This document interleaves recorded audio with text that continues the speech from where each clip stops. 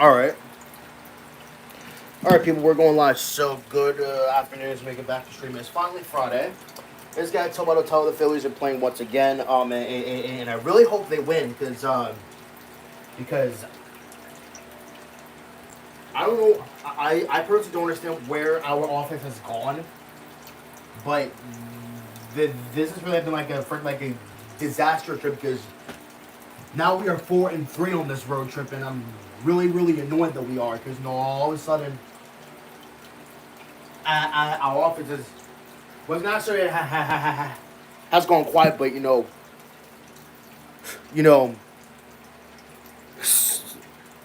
um, you know,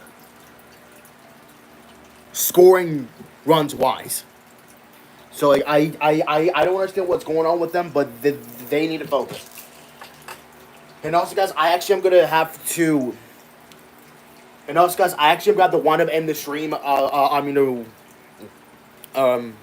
so before I say anything else, I wanted to I can't speak. I just wanted to let you guys know that I will be end the stream. I I will be ending the stream really early tonight because I have to wake up early in the morning, to get ready for work. So I'm probably gonna end the stream at like 9:30 ish, or like around 10. Because obviously, I actually need to be up, I can't. Jesus. Let me start over. I am going before I say anything else. I am going to have to wind up. No, I actually am going to end the stream early tonight because I have to be up early in the morning to, for work. So I will end the stream at like 9, like once they, like from like 9 o'clock, like about 10 o'clock range. Because be, so that I can, get ready for bed, early, and then wake up, eat breakfast, get dressed for work, and then you just go on. So I am going to end the stream early tonight. I will probably end it at like 9:30, like around 10. Because I cannot be here, no longer than that time range. Because I have to work tomorrow morning at 9. But that does not mean that I will still be streaming tomorrow because I will be definitely streaming tomorrow because I actually get done at 3:30. So I will be in the stream early tonight. Because of work. Because I have to be up, early in the morning.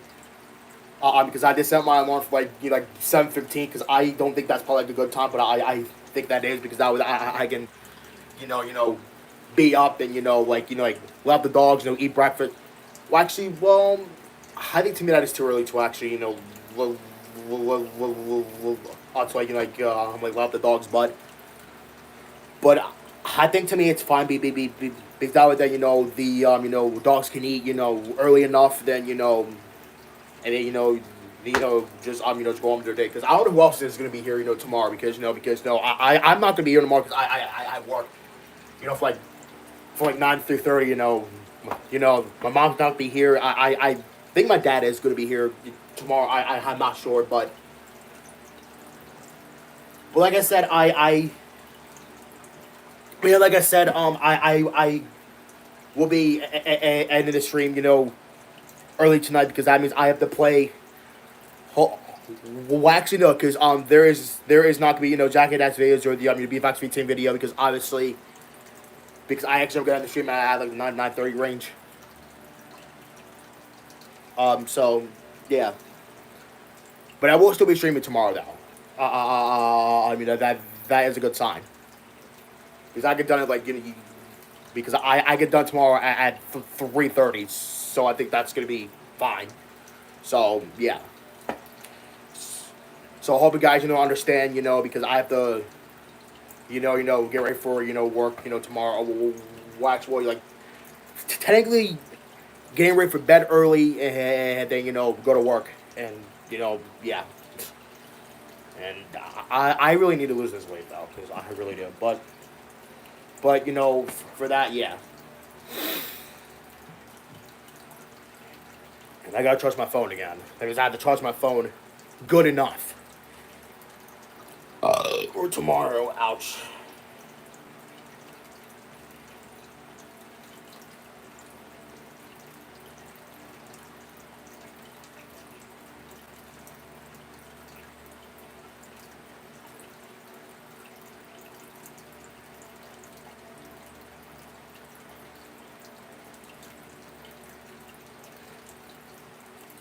But yeah, so yeah, that's that, I guess. We, yeah, so I'm gonna stream at like around the 9:30 range or like 10 o'clock. But I think because like depending on how long this Phillies game is, like if it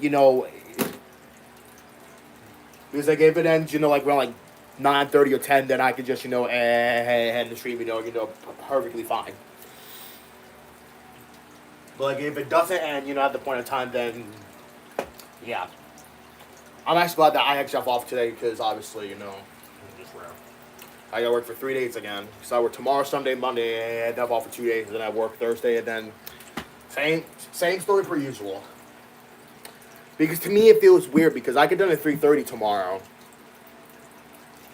and then Sunday I work at 4.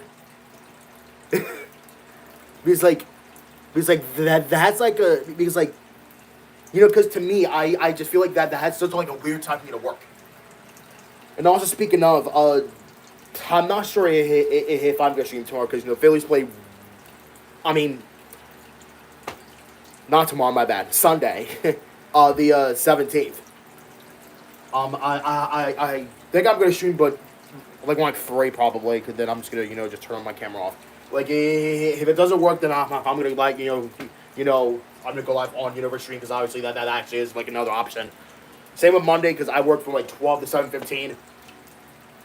Because Monday I get off at at said time, and I think that stream is the best option on that day on Monday.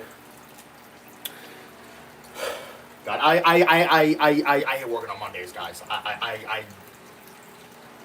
I really do. Like who else hates working on Mondays? I personally hate working on Mondays. I really do because like they are annoying. You know, Working on Mondays is just really annoying. To be personally because like that has like the start of the work week. It's just really annoying to me personally. Because like who the hell would even work on a Monday? Not me personally, but that's what that's what jobs do. Like if you don't want to work, then yeah, because like if you don't want to show up, then that's on you. But me personally, because like, my job is serious. Because no, of course I have to show up for work. Because then like if because here's the thing, because like if you don't show up for work, then that's on you. I don't, here's the thing. They, they probably don't care of what you got going on. Like freaking like football or like like whatever you got. Oh, actually, well, they kind of do probably, but not really though. Jesus Christ, yeah, like I need to get rid of this. But how? Because I guess I need to lose weight. But it's just hard to lose weight, honestly. I'm being honest though. Mm.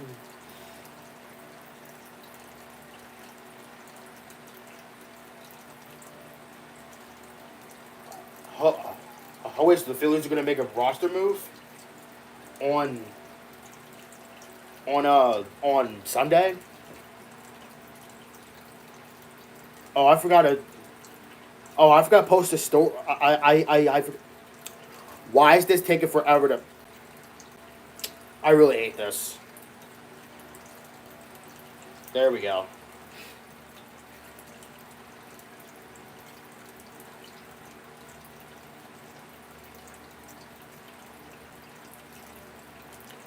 I hate this font.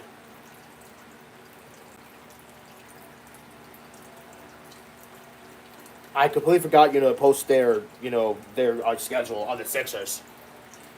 Yo, Sixers better do better this season. Well, actually, I hope the Sixers do better. Well, yeah, they better do better. Or, well, I guess, that made no sense, but whatever. And of course, the first game is against the Celtics. Wonderful.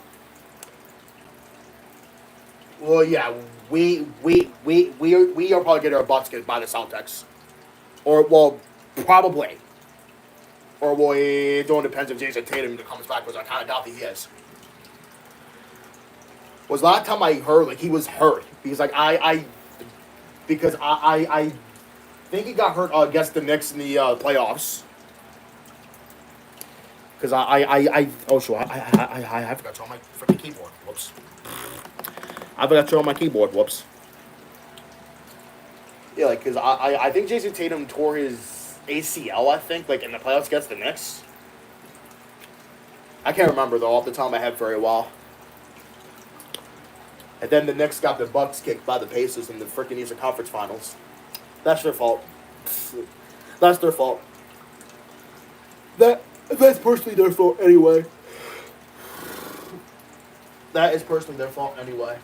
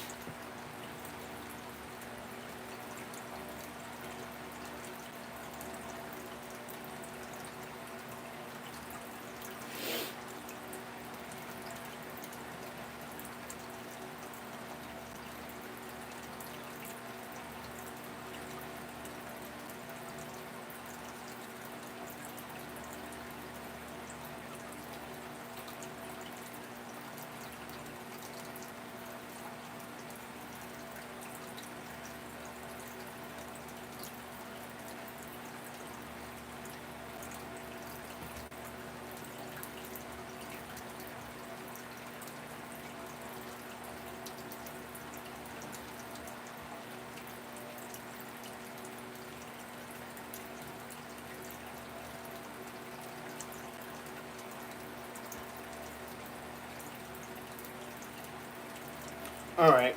Well, I'm gonna just put settle my iPad down here. And I gotta charge my phone once again. And I already did the working, so I'm actually okay with that too. Ouch. I gotta charge my phone again. Ah, come on. Alright. I'm gonna be here, down here, keeping an eye. Yeah, my phone is going down too fast. But I have low power mode on so that it doesn't work.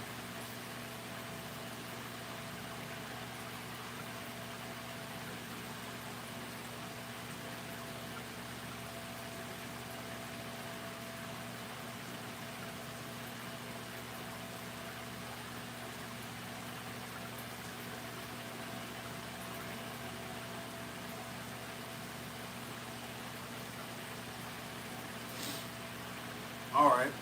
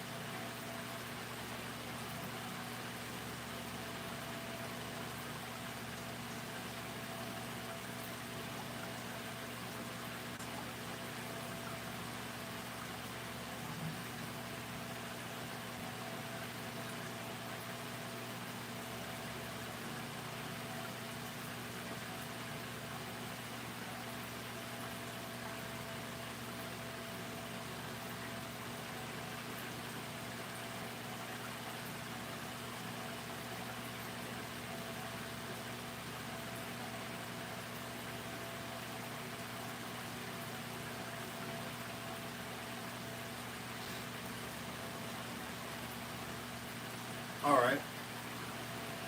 9.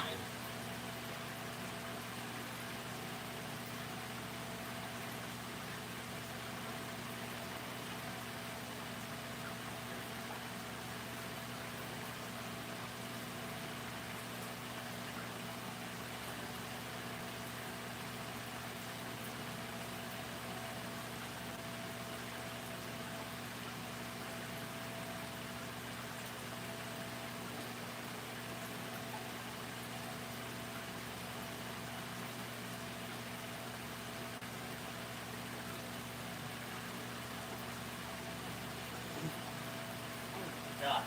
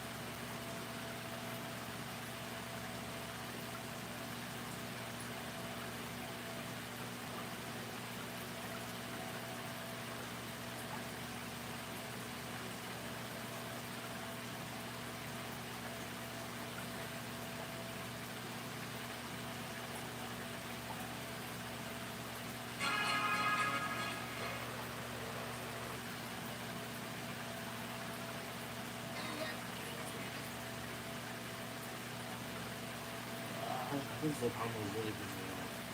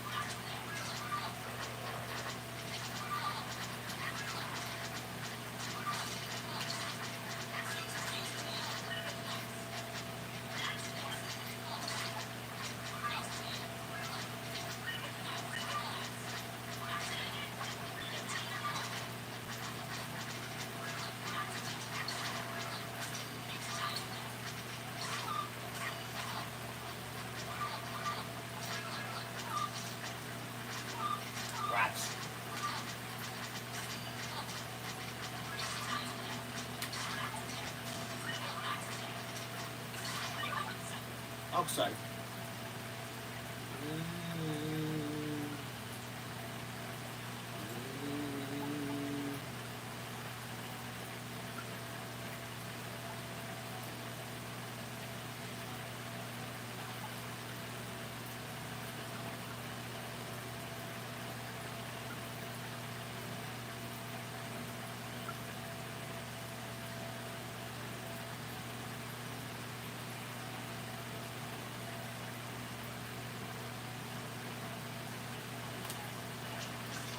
Excuse me.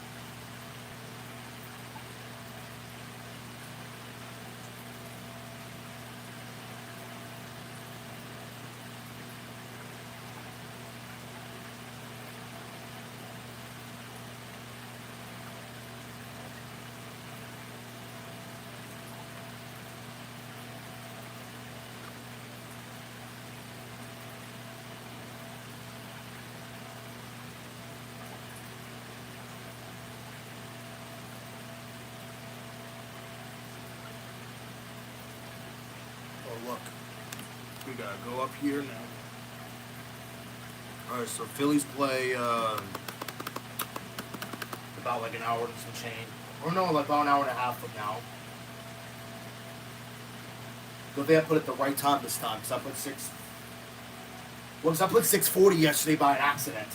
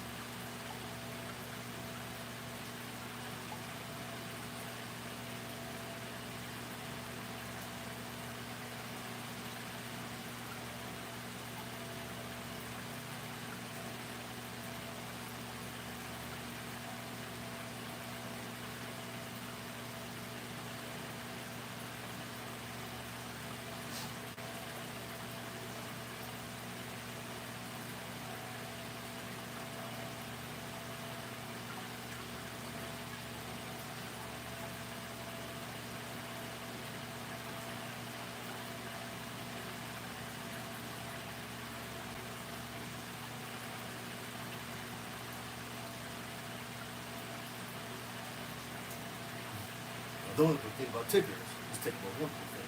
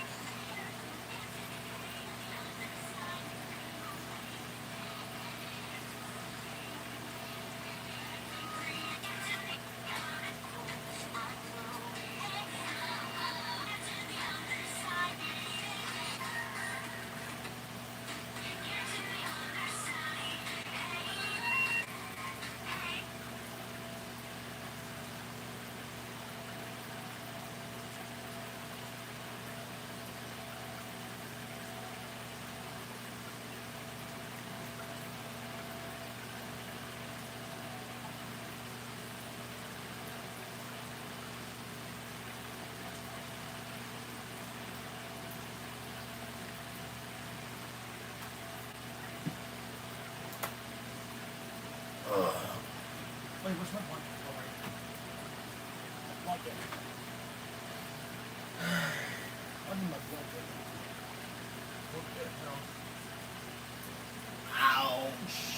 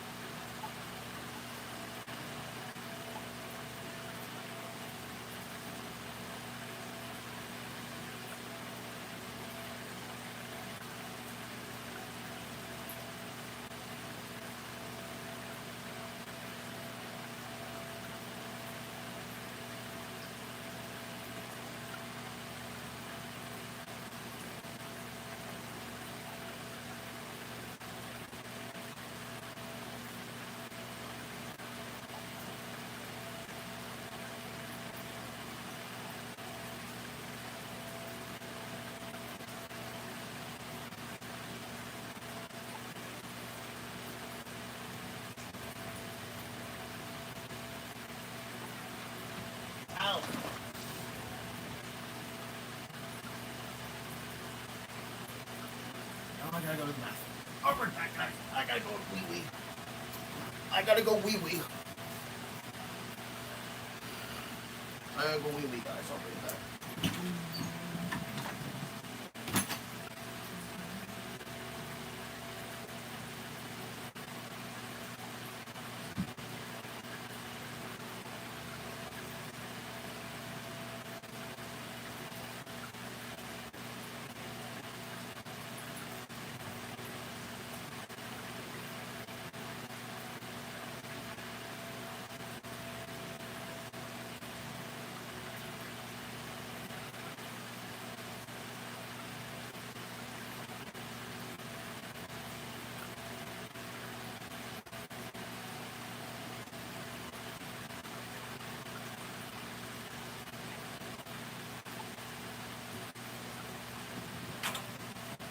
Alright. I'm back. I'm back from the bathroom. Actually, I had to go quite badly though. Let me actually unplug my phone. Where's this my iPad? 86 and oh no, yeah, they're both fine. No, they're both fine. Both my phone and my iPad are fine. They're both fine.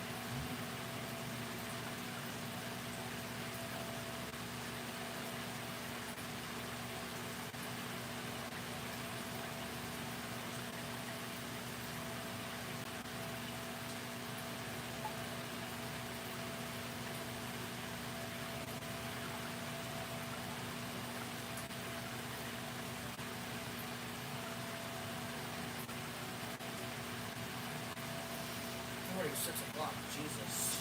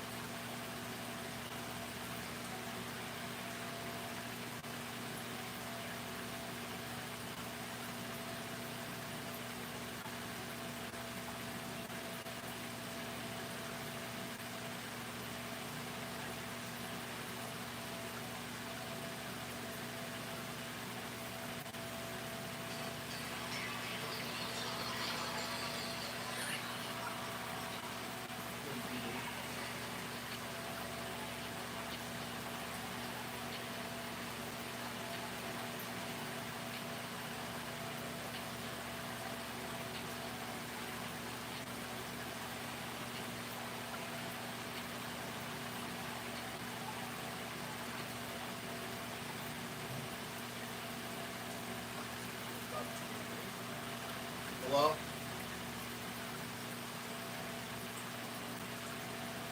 Okay.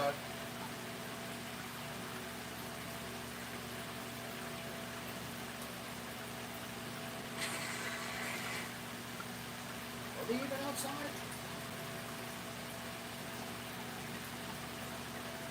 Are they even out? Are they even outside?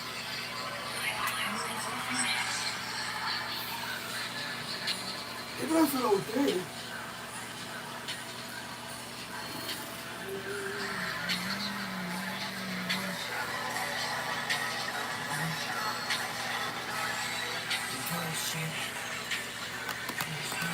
That quick. It's down. Yeah.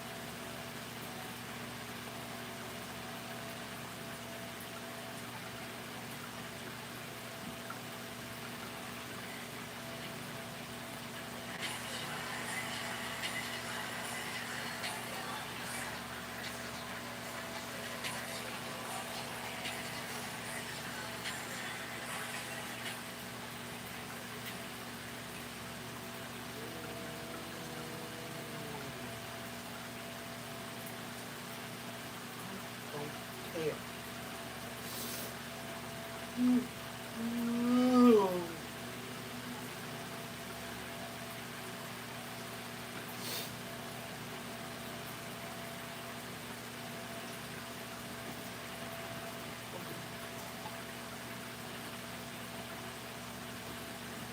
That's it. What?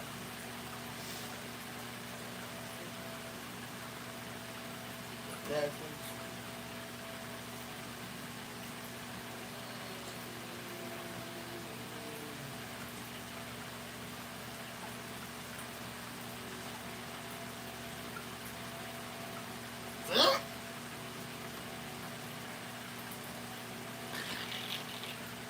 That's it.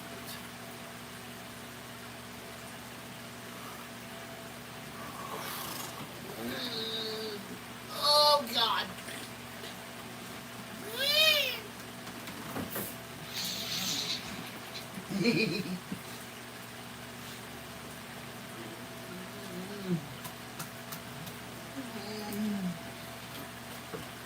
Work, dog.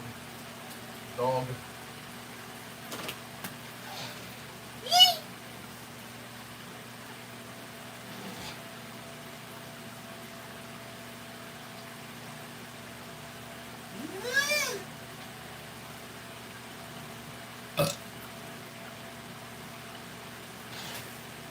What the frick, dude?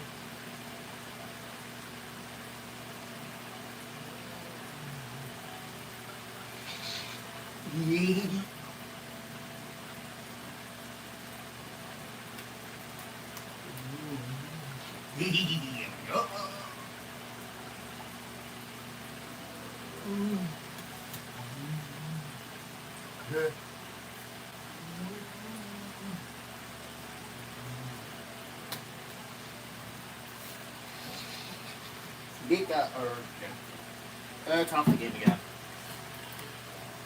Abrams Bell, DeYoung, Garcia, Lyle, Cruz, Adams, and Hessel. And on the mound tonight, it will be left-hander Mackenzie Gore. Here's set to starting pitchers scouting report: 5-12, 4.09 ERA. 5 pitch from the left side. The four-seamer 5-12. Half the time, It's followed not by even curveball, good. slider, changeup, and cut. The slider is very good, but he only uses it against left-handers. The changeup and curveball versus right-handers. This is brought to you by Septis. Septis, the Philly way to go.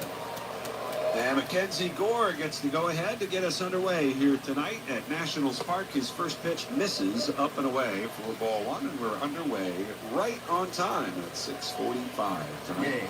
Yeah. Gore, left-hander. And his pitch. That one misses down and in. 2 balls and no strikes. Gore, 26 years of age, born in Wilmington, North Carolina. Grew up in Whiteville, North Carolina. They'll give you the dollar. Home of the legendary Tommy Green. Yeah. Pitch. That is a called strike. Oi! Says Doug Eddings, our crew chief tonight. He's got the plate. The way they say. Gabe Morales at first, Jacob Metz at second, Emil Jimenez at third. Ow. The pitch. And a swing and a bouncer towards third. That is a foul ball. Just from my eyes.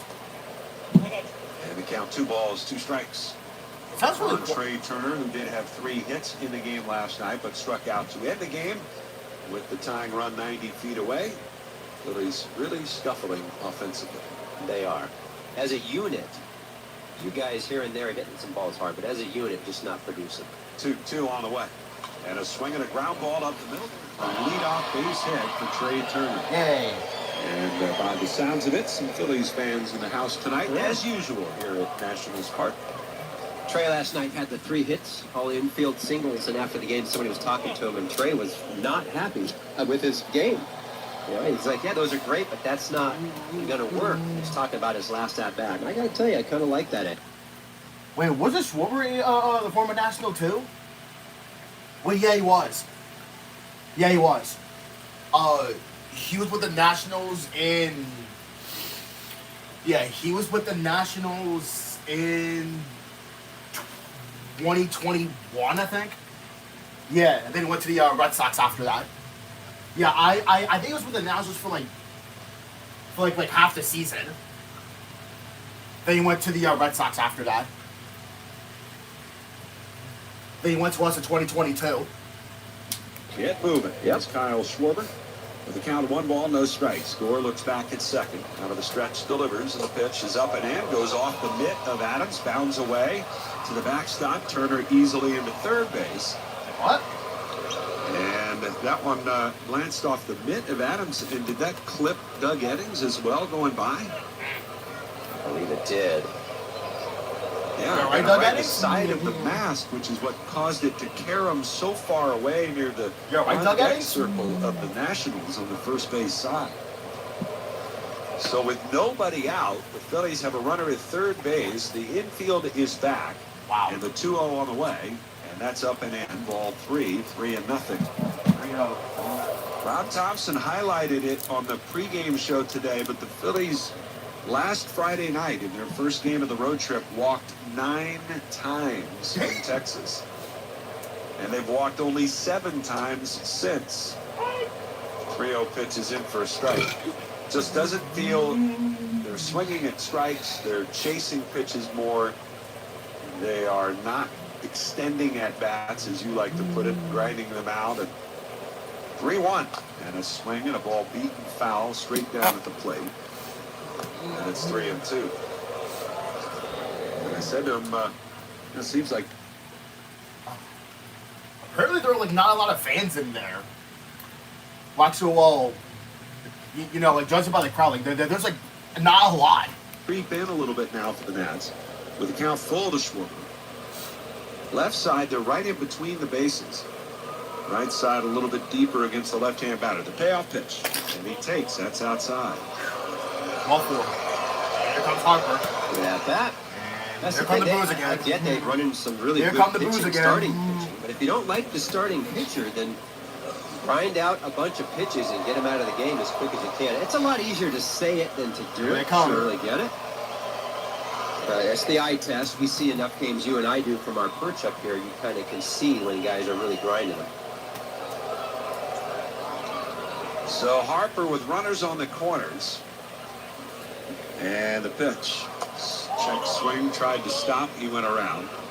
Harper once again using his wand up there at the plate. It is Players Weekend. Harper used the bat a day early. Oh, it is? We'll see a lot of different accoutrements for the players. Oh, it's Players Weekend? But it's Friday, though. 0-1 to count. But it's And Friday, a though. pitch. Harper swings, fouls it back. His son designed the bat. He wanted something with flames on it. But it's Friday, though. Oh, yeah, then again, yeah. Hotter. And he wanted it to be like the Wizards wand. And the flames, obviously, they're on the bat. They're not shooting out the end of the bat. The pitch swung on, and it's fouled away to the left side. But he was responsible for helping design. That would be amazing, wouldn't it? Oh, Yeah. he had lightning, a home run with lightning the other day. I'm sure that they've already tested that out in the banana ball world of Savannah Bananas. 0-2 to Harper, the pitch. He fouls it down at the plate. I was thinking about it today on if I had a bat today, or maybe you, I'd ask you, what would you put on your bat? Have you thought about that? I have no doubt it would be something that my kids made up or designed. I would think over 80% of the bats, especially with those that have children, are something with the kids. Still 0-2. And a pitch. Harper swings, bounces it foul up the first base line. Harper comes into the game hitting .256 with 18 home runs. 51 runs batted in. Drove in a run last night, one of only 2 for the Phils. Nobody out here, top of the first. Phillies with runners on the corners. Gore, the next 0-2 offering, is in the dirt. It's blocked by Adams. There was, by the way, a pass ball on Riley Adams, his 3rd of the year, allowing Turner to get to third base. Wow.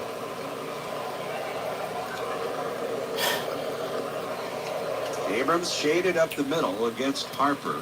Garcia standard double play depth at second. The 1-2. Swung on, pulled into right at base hit. One run is home. Schwarber around second. He's heading for third. Harper's heading for second. The throw is not in time. Word. It gets away. Schwarber is heading home. He will score as the ball bounds into foul territory, third base side. Bryce Harper with a hustle double drives in a run, and an error brings home another. And it's 2-0 Phillies with nobody out in the first. Wow, first inning. Wow, what a nice job by Bryce here. It's just a slider that hangs over the middle of the plate. It's not a great swing, but it's an effective two-strike swing, and that's where Bryce needs to be better, and I think he can be. With 2 strikes, just get that thing put in play. Excellent. Schwarber took a while just to make sure that ball was going to get cleanly away from Paul DeYoung over near third base, who's trying to back up the throw that came from the right fielder, Hassel.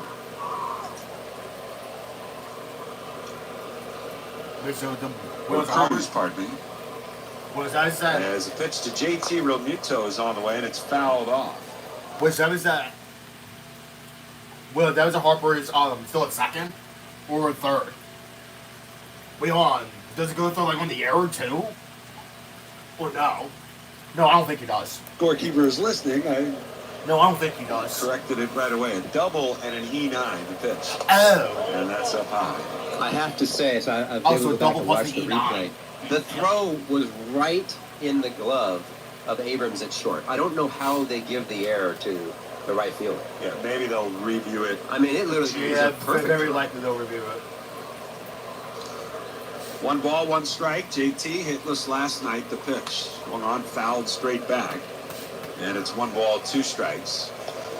So a quick strike for the Phillies to get 2 on the board here with nobody out in the first inning. The Phillies scored only 2 runs last night. 2 nights ago in Cincinnati shutout. They had 1 run the night before that. So 3 runs in 3 games total. Yeah, well. Gore ready, the 1-2 on the way. And that one just missed inside. And it's 2 balls and 2 strikes. Maybe a questionable On call. JT Realmuto, who has struck out 10 times in 25 at-bats lifetime against Mackenzie Gore. Damn. He now steps off. I think Pitts has got through so far. Well, it gives Wheeler, some breathing room a little bit. I 2 guess. balls, 2 strikes. On JT with Harper out at second. Oh, yeah, And the he's pitch. Breaking ball misses in. And we Okay, see so he's still at another second. hitter take the count full. And he's up over 20 pitches. He hasn't recorded an out yet. And that's what we were talking about just a moment ago. Yeah, like, what the frick, bro? And there's nobody out there. Gore spins, looks the runner back at second base. Gore wears the number 1 One? on the back of his Nationals City Connect uniforms. The One. kind of a slate blue, if you will, slate gray, blue gray. The pitch swung on, fouled away to the right side. DC, a white D and a C interlocking over the left side of the front of the jerseys. Always And they a were the same light blue, connection almost a Fridays, powder too. blue On the cap Nationals. with the dark blue bill. Fair enough. And there's still nobody out either. That's even worse. 3-2 again. And the pitch misses down and Ball in, four. ball 4. Phillies first. Bro, there's nobody out either. Well, yeah, that's a good sign. That's a good sign. You Chase Mackenzie Gore, bro. He ain't good. Well, yeah. That's because he's 5-12 with a 4.09 ERA. That's not good. And like I said, this does give Wheeler like a lot of time. I realize he doesn't want to pitch. Well, because first inning it's taking this long too. It don't matter. This big strikeout guy, and he can, when he's on, when the fastball slider is on and throwing strikes, he can get a ton of strikeouts. The problem is it just hasn't been there consistently. You never know what you're going to get. Well, Nick Castellanos, who has really been struggling, he is 1 for his last 32, and he could sure use a hit any way he can get it right now. That'll be nice. He too is wearing or using a special bat for the weekend. Looks like the pitch swung on, hit deep, straightaway center, going back. Hassel to the track. He'll make the catch. Runner at second. Harper is tagging. He'll go to third. It was close. And quite frankly, that's maybe the best swing for Castellanos of the road trip. But it was close. Like, it was But close. it results in an out. At least it's a productive one to move the runner over to third base. Good base running by both runners. JT was actually sitting there almost on second base watching Bryce tag. It's a good job of running that. Who's next? Harper over at third base. JT at first. And the batter is Harrison Bader. Harrison Bader. Double play up the middle for the Nats. The pitch to Bader. Inside it got him. Just barely clipped him. And so now you can add a hit batsman to the ledger.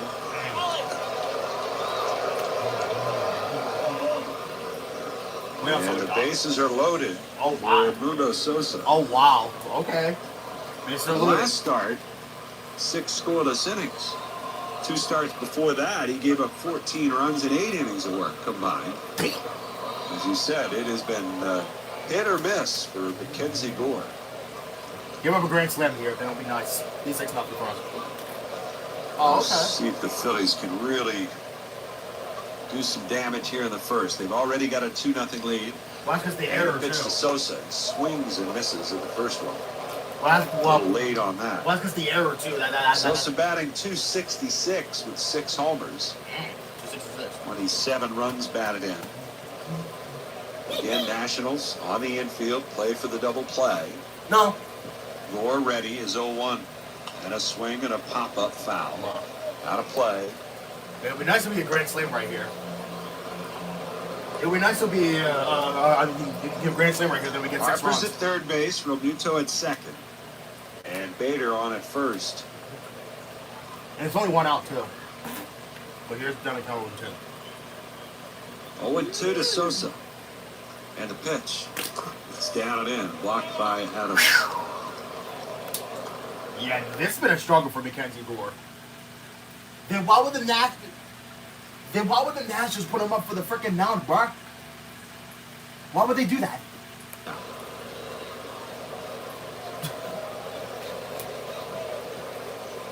He's set at the belt. And his 1-2. Swinging a pop-up, foul, first base side. Chasing was Bell, but that'll be into the seats by about a row behind the Nationals' first base dugout.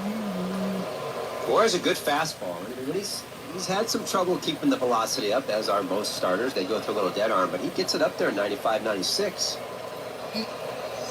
All right. 1-2. Here's the pitch. Swinging a roller, foul up the third base line, and a little bit like Harper earlier in the inning, fouling off some pitches to extend the at-bat. Sosa trying to do the same here. It's only the first inning, and this guy's throwing a lot of pitches. He ain't been alive for that long anyway. Mackenzie Gore. 1 ball, 2 strikes.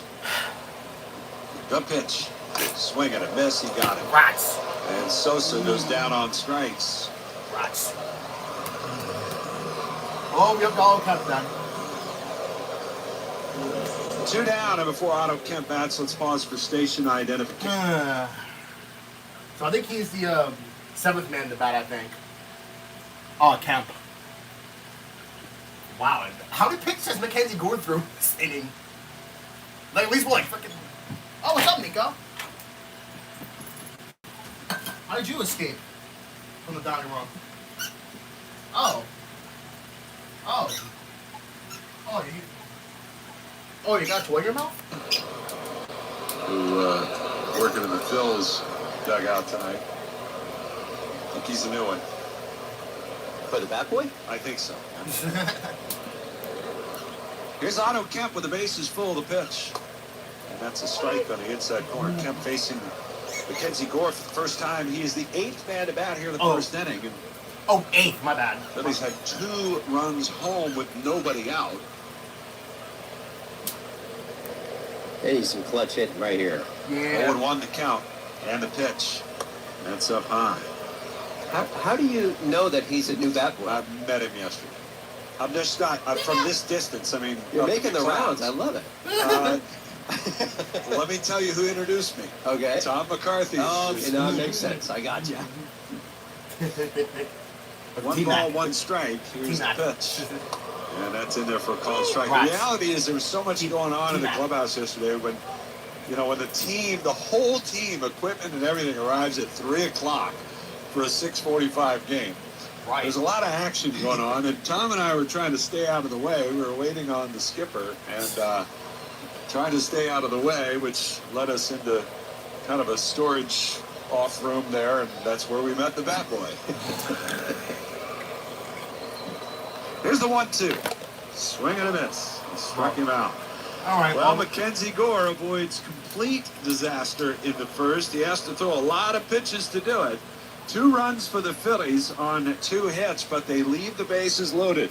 It's all right. 1 error in the inning, and we'll go to the bottom of the first. It's the Nationals coming up with the Phillies up 2-0. Oh, well, at least we got 2 runs.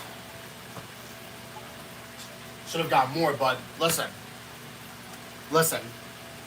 At least Mackenzie Gore threw a lot of pitches. Good lord. Good lord. How many pitches did he throw, bro? Well, let's look. Oh, he's got a tennis ball. Well, let's look. Let's look. Let's look. Ah, rats. That's not what I wanted. That's not what I wanted.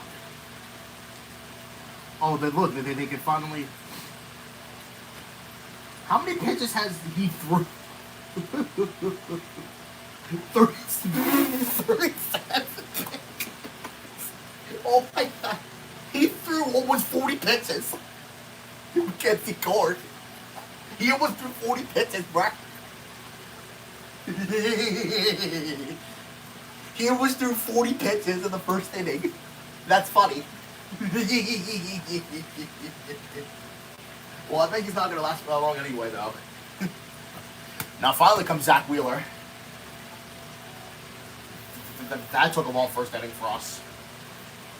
Well, it does give, what it does help, Zach Wheeler, a little bit, though.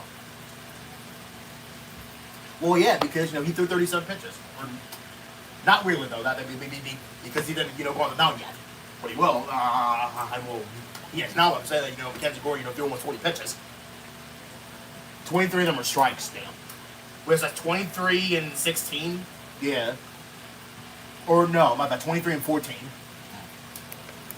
Your step to starting pitcher scouting report. It's Zach Wheeler, 10-5 on the year, 2.68 ERA, 6 pitches. The 4-seamer usually dominates everything else that goes on in the repertoire, but the velocity's been down just a tick. So not as much swing and miss right now for him.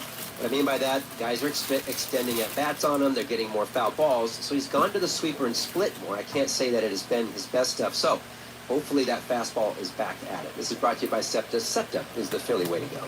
James Wood will lead off against Wheeler.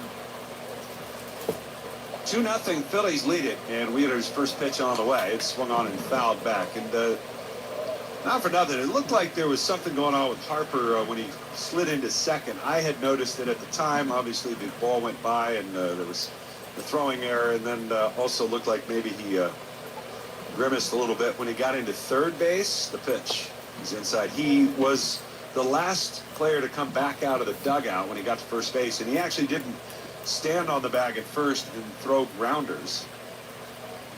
He was kind of wandering around, and I don't know if something happened to him there, tweaked something or whatever, but he's out there. Right now he's chatting it up with first base coach Gerardo Parra of the Nats. 2 balls and a strike to count to James Wood. Keep an eye on it. The pitch. And that is in there for a called strike.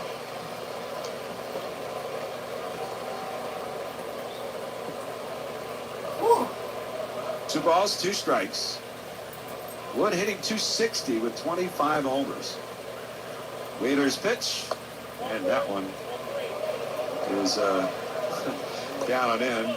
Doug Eddings, I believe, just said ball 4, and Ben said ball 3. You only have to get to 3 before you go to 4. He's got a new bat boy he's dealing with, too. Yeah, you do. 3-2 pitch. Swing and a grounder foul. And Parra takes care of it. The on deck or the first base coach's box.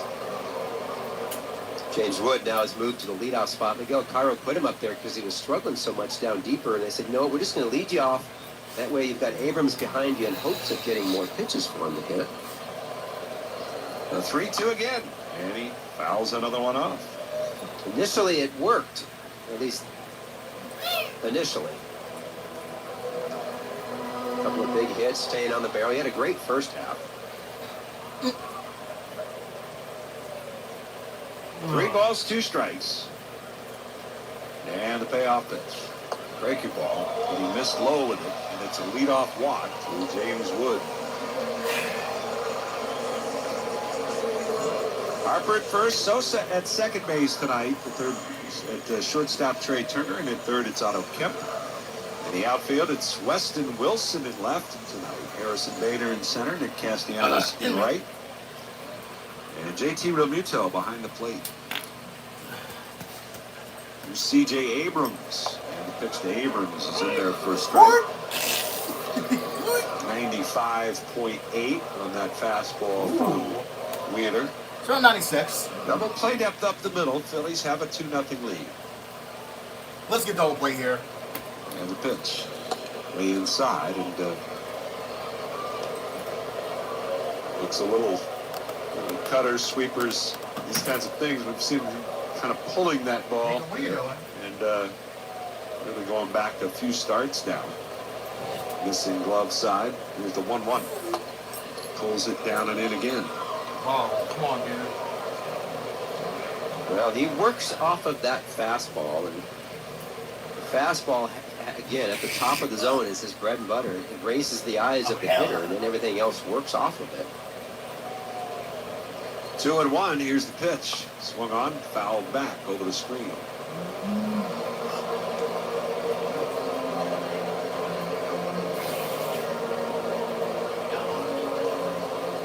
Phillies were encouraged by what they saw from Wheeler during his bullpen session this week.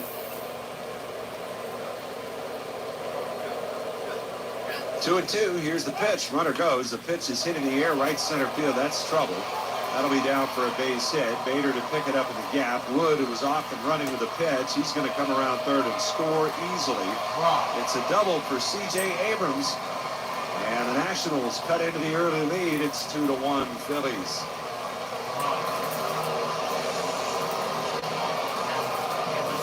26th double of the year for Abrams. Oh, just like yesterday. Abrams can hit a fastball. It's one thing about the way he swings out of that 2 spot. He likes the hard stuff. Always has. Here is Josh Bell. And Bell takes inside ball 1. Bell, who has always had Zach Wheeler's number. He's got 4 homers off of Wheeler in his career. Damn. 43 at-bats. He's out. And a swing and a pop-up back out of play. 1 ball, 1 strike. He's out. Bell with 15 home runs this year for the Nats. Just celebrated a birthday yesterday. Turned 33. Nobody out here, bottom of the first. And a pitch. Swung on, hit in the air, left center, pretty deep. Bader's back into the alley, onto the track in front of the bullpen wall. He'll make the catch. Abrams tags, gets easily to third base. And a long out for Bell. There's out number 1. And that'll bring up Paul DeYoung.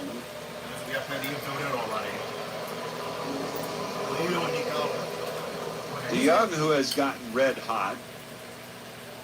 He's homered in 3 of his last 4 games. The infield is in just behind the grass and the pitch. DeYoung, a swing and a miss and a breaking ball. Go ahead, Zach Wheeler could use a strikeout right here. Yes, please. I like the move here with the infield in early in the game. Turner plays a pull defense. His alignment at short. Here's another curveball and a swing and a miss by DeYoung. So he's quickly down to the count 0-2. Wheeler starts him with 2 straight breaking balls. No balls, 2 strikes. Wheeler checks third. The pitch.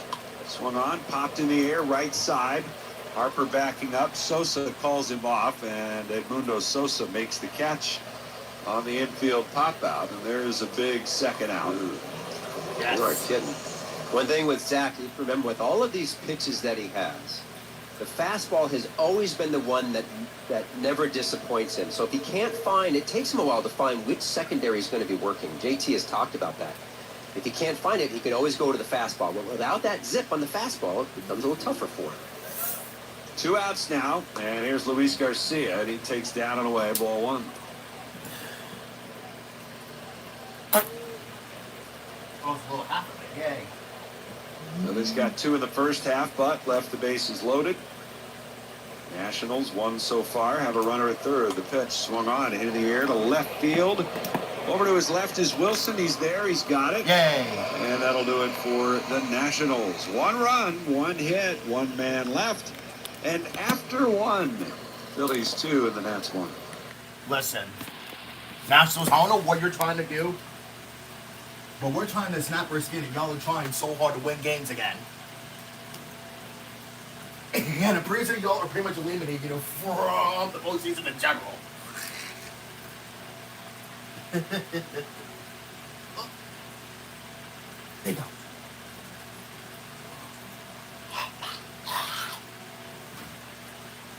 Hi. Hi, Nicole. Hey. Hi, Nicole. Hi. Paw. Make a paw. Make a paw.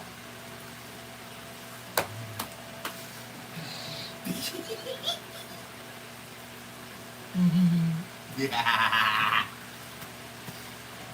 Now he pitched the wheeler throw. How he pitched the wheeler throw. How he pitched the wheeler throw.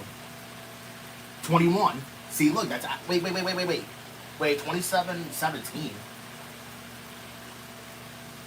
Okay, Wheeler threw 21.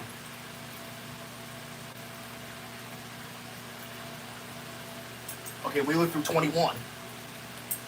So I think Wheeler did actually much better there now. Through August during the what?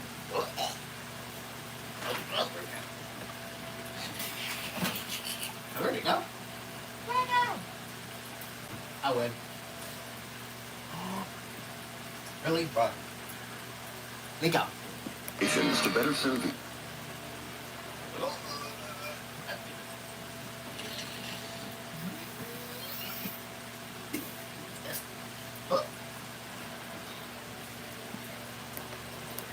Phillies lead it 2-1 as we start the second inning tonight. Weston Wilson leading it off against Mackenzie Gore in the first pitch. Wilson takes, that's outside. Weston Wilson getting another start in left field with a lefty on the mound. He's had some big hits for the Phillies on this trip. Really? Seems to have come up clutch a few times. 1-0. It's up high, had a go-ahead hit in Texas, a game-tying hit in Cincinnati. Come here. They go.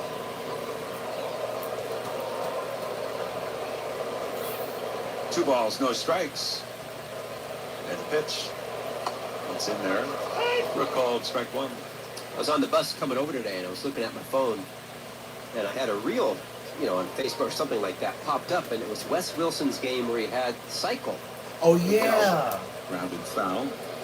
Oh, yeah. That's right. He had the cycle. Oh, Weston Wilson. Last year. Oh, yeah, that's right. Oh yeah, that was going to be what, like from the 13-3? 2 strikes. Here's the pitch. And that's up high. Count goes full, 3-2. Gore needed 37 pitches to get through the first inning. Everybody, here. Come here. Winds up, and a 3-2 on the way. It's foul back. Well, Wilson obviously doesn't play every day. His starts have been really scattered. But he has hit safely in 5 straight games. Gore another 3-2. And a swing and a ball pulled foul down the third base I need to line. get this out of my head. I need Turner get to those- follow, then Kyle Schwarber. Those stuff going up now.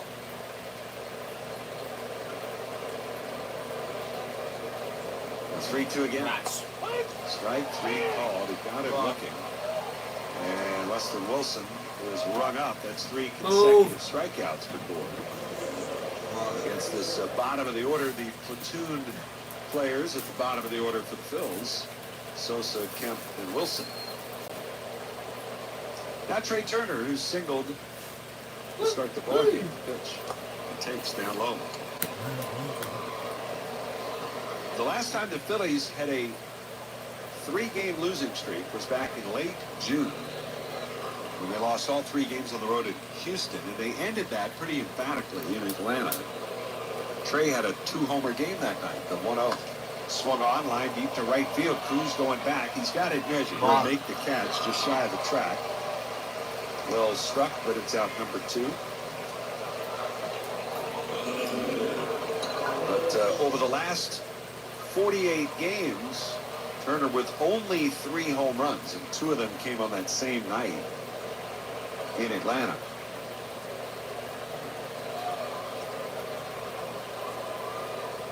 Here's Kyle Schwarber with 2 outs and nobody on.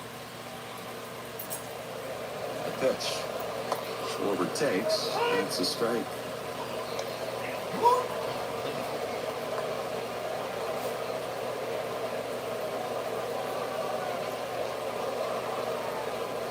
The pitch. Swing and a miss. Mets tonight hosting the Mariners. Mariners scored a run in the first against Sean Manaea. Francisco Lindor leading off the bottom of the first with a home run off Luis Castillo. 0-2. And that one just missed. Or did it? I don't know, but I think Mackenzie Gore really wanted that pitch. No. Too. No. No, you look at the ball. Gore steps, kicks, and deals the 1-2. And a swing and a miss. He got it. And so Schwarber down on strikes. And that'll do it for the Phillies. A 1-2-3 second inning. We'll go to the bottom of the second. It's 2-1 Philly. All right. Well, that was a quick inning for Mackenzie Gore, which he probably needed that, but I don't think he did. No, I don't think he did. But yes, it did.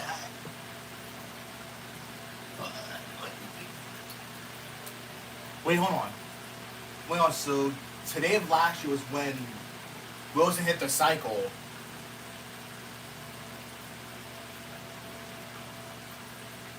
And then I saw something else. That, you know, that actually happened today. That actually happened today. Oh, well, on this day. Because it was when Harper hit that because it was when Harper hit the no, fuck. It was when Harper hit the walk-off grand slam against the Cubs in 2019. Damn, it was 2019? Really? Damn, like that was like 6 years ago. You know, I didn't think about that though. No, I haven't, but I have. But I keep seeing it, you know, on your videos and kind of a little off the side, I guess. Of course, you know, there's that, you know, Tom McCarthy and, you know, John Kruk, you know, making the calls. Yeah, that, I mean, and then freaking like, oh my God, you know, saying by, you know, John Kruk was, you know, just amazing. Yeah, he's funny too, though. Yeah, but the real call was better though, honestly. You know, Scott Fransky and Larry Anderson, because I knew it was called that.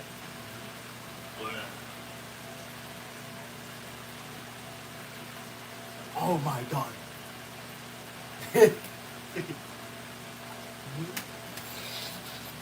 Former teammates back in New York.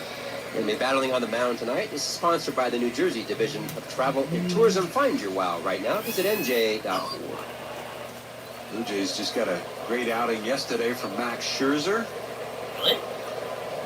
Pitch on the way to Dylan Cruz. It's in for a strike, and they're looking to get Shane Bieber back soon. Who's he? Made a trade for him. He was still recovering from Tommy John, who's a swing and a miss and a sweeper. And Cruz quickly down to the count, 0-2. It's after this, we're going home. Thank God.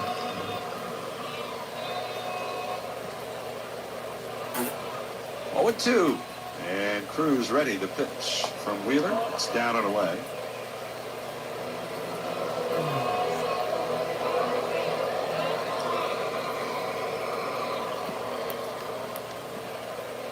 Cruz 0 for 6 against Zach. It was a swing and a ground ball towards short backhand. 0 for Turner, 6. a little trouble getting it out of the glove, and it's not going to be in time.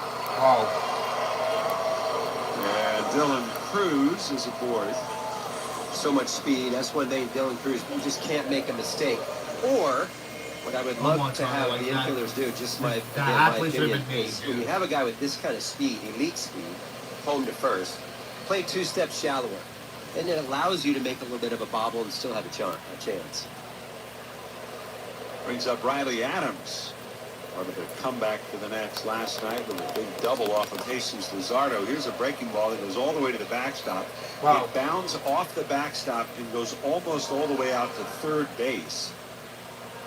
As that thing ricocheted, came off the bricks hard, and Cruz easily into second. The reason I brought up Bieber is because he's pitching for their AAA team in Buffalo tonight. That is who Alec Boehm is facing tonight. So Boehm struck out his first time up against Bieber, but not your average minor league rehab assignment there. The pitch swung on, lined, and just passed Harper's glove as he was lunging for it. Cruz coming around third. He's coming home to throw, and he is out. Word. Castellanos Word. guns him down at home plate, and Dylan Cruz thrown out, and the Phillies hold the 2-1 lead. Word.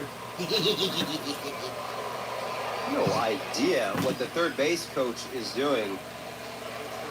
Gutierrez is the third base coach here. I mean, you look at as far as the outs, the inning, he's going to go ahead and test him. Nice job by Nick, and not just the throw, but he really charged this ball. That's the second out. Adams took second on the throw. Here's Hassel. And a pitch. Swung on, hit in the air down the left field line. That's slicing out of play. Robert Hassel playing in his 34th game of the big leagues. .248 average with a couple of homers. Former first-round pick. He was the 8th player taken in the draft in 2020. The pitch. Swing and a miss. And he's quickly down to the count, 0-2. He was one of the 5 prospects that the Nats got when they traded away Juan Soto. What? 0-2. Swinging a ground ball foul. And honestly, pretty remarkable that you've got 3 of them in the lineup right here. With Wood, Abrams, Hassel, and you don't often see trades work out quite that well when you're getting a prospect haul. 0-2. It's up high. Depends on how you look at it. I mean, they're all playing, but they're not winning. Well, they're not, but you've got Abrams has been to the All-Star game twice. Wood has been once already. They're young players. They're really young players still. Yeah. 1-2 pitch, and that's outside. Hassel, of course, just got here. He was at AAA and hitting .310. 2 balls, 2 strikes, 2 out. The pitch, swing and a miss. He got him. And there's the first strikeout of the game for Zach Wheeler. Comes with a runner in scoring position. The Nats do not score despite a couple of hits. A man left after 2. It's 2-1. Or even a tie game.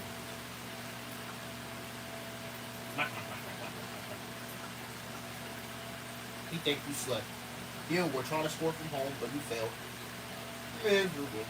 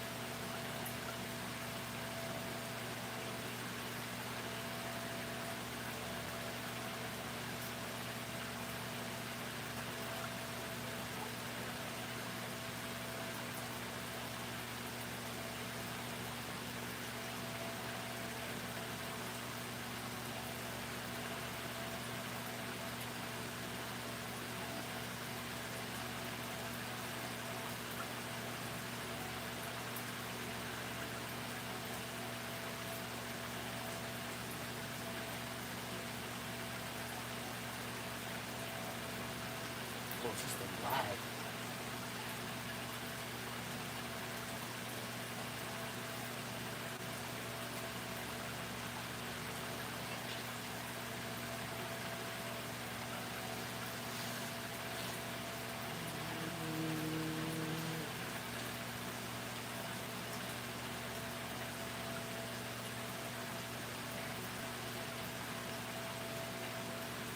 Well, he's out by the. He's up by like a freaking like a mile. Really, he's up by like a mile and a freaking half. Why would you try to score back? You should have kept him at third. Homer run, his first time up the pitch. Harper swings and grounds one towards first. He's not happy about it. Bell scoops it, steps on first, and that is out number one. 3 unassisted, 2-1. Phillies have the lead. JT Realmuto coming up. He walked his first time up. 6 straight retired by Mackenzie Gore. I see your spider friend is gone from last night. We had a big spider here off of Scott's window. Yeah, I guess he got crushed when somebody closed the window. Oh, I didn't think of it that way. Thought he just walked away for the night. Well, maybe he did. Pitches up high to JT. Would you have a problem? Like, does that hurt your soul to know that? Absolutely not. I crushed that thing. Yeah, no, I think it got crushed. Yeah. Judging by what's down in the windowsill. 1-0. And it swung on line sharply past the dive of Abrams. Backhand side attempt by Abrams, but that ball was scalded. It's a base hit for JT. And a 1-out single ends the run of 6 in a row retired. No, I mean, I think if you're a spider hanging around the windows up here, you have no idea where you're supposed to be. Yeah. Certainly not here. You know, as I told Murph last night, I am not afraid of spiders. He seemed to get the indication that I was afraid of spiders. The pitch is down low. 1-0 the count to Nick Castellanos. I'm not afraid of spiders. Now, I don't like spiders. I don't need them hanging. What'd they do to you? In my... In your way? Yeah. In your window? 1-0. I think we all know the only spider I want to see tonight is the tarantula. Nice. Yes. What about snakes? Do I have a problem with snakes? Yeah. Do they, like, am I afraid Yeah, of snakes? No, not particularly. I mean, 2-0 pitch. And that's grounded to short. Abrams to second, one on to first. That's a double play. Wow. Castellanos grounds into the 6-4-3 twin killing. And that'll do it for the Phillies here in the third. No runs, a hit, nobody left onto the bottom of the third. It's 2-1. Bro, come on, man.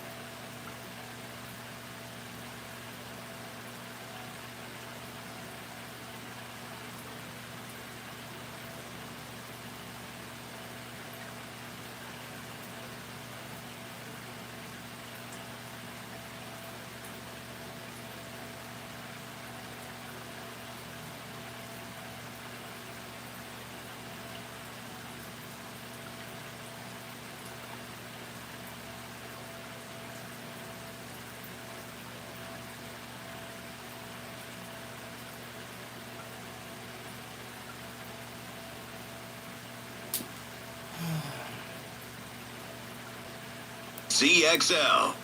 Well, everybody likes being the first person in line, so how about you? Because you can secure a 2026 season ticket package. You can do that before the public on sale by placing that deposit now with consistent crowds over 40,000.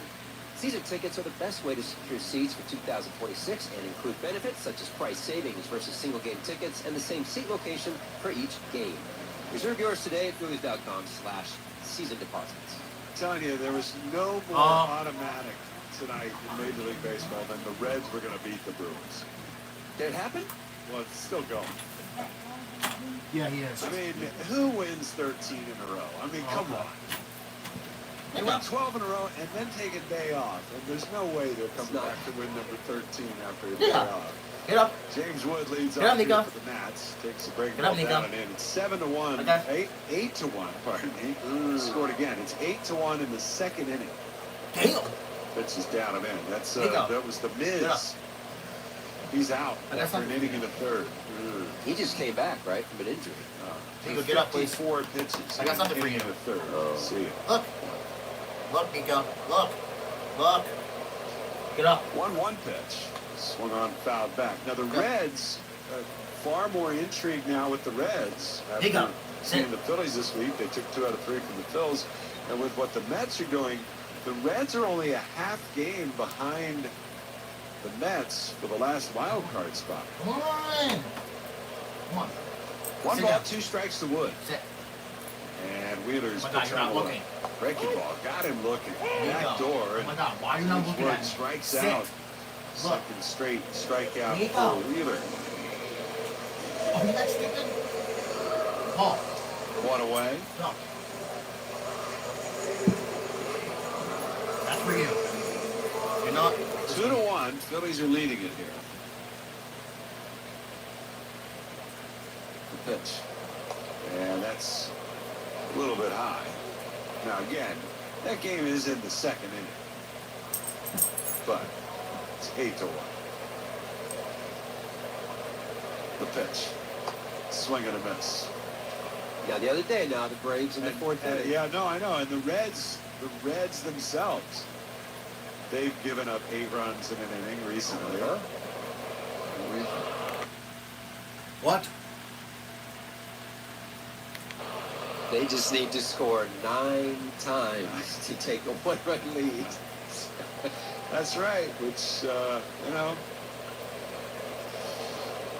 maybe they will. 2-1 pitch. It's outside. You know, as Harry Callis liked to say, you never know what you're going to see at the old ballpark. Might be 9 runs scored in the 4th inning. It might be Weston Wilson hitting for the cycle. Pitch, breaking ball, it's in for a strike. It's an interesting conversation, though, and I'll ask you, and that is, when you think about games and winning and so forth, I think for me, it's all about scoring runs.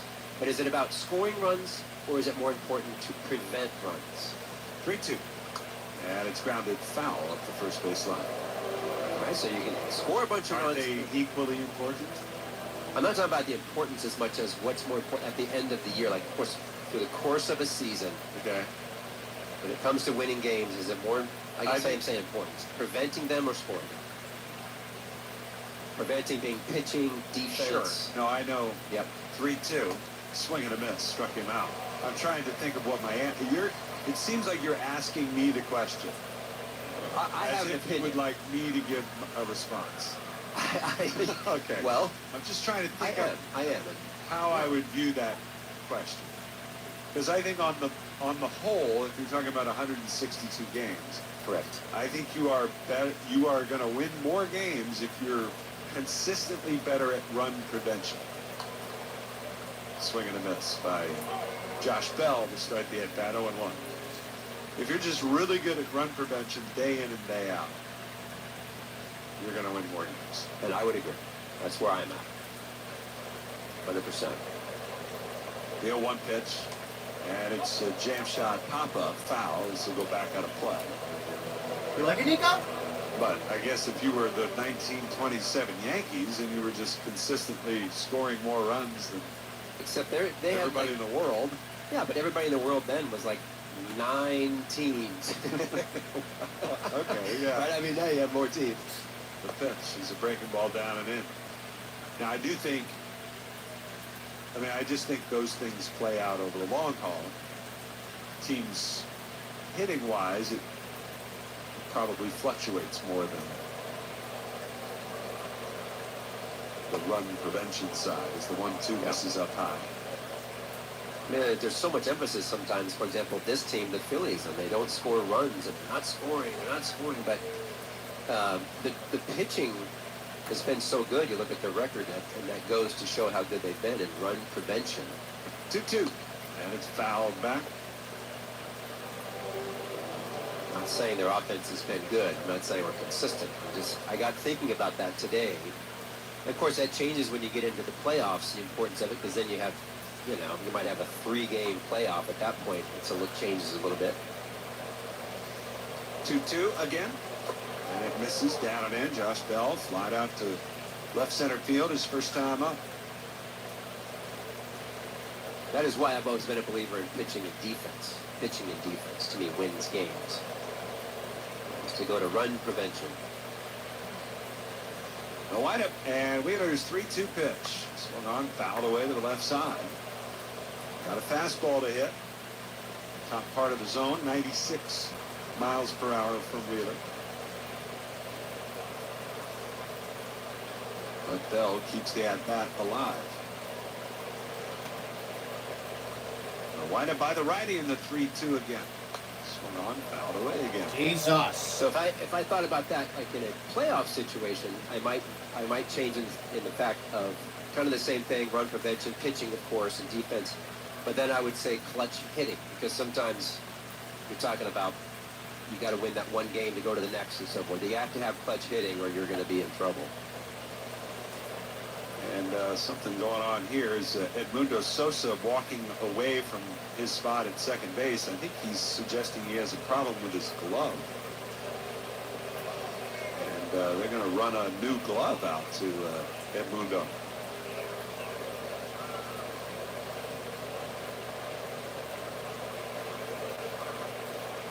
Interesting time for the change. The strings break. They get brittle. Pops his glove one time, all of a sudden it breaks. 3 balls, 2 strikes, 2 outs, nobody on. And the payoff pitch again. And it's popped up, foul. This will go out of play. So you think he's just kind of bored out there and nobody's put the ball in play this half inning? He's just pounding his fist into his glove and he pops a string? He's doing it right now. I mean, do you think that's what happened? I do. I think, yeah.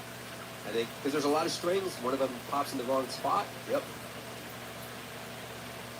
Wheeler again, the 3-2 pitch to Bell. And he again fouls it off. Jesus. That's the 10th pitch of the at-bat. Pop it around the horn, maybe. All of a sudden, it's like, oh, that didn't feel right. Maybe got a little too deep.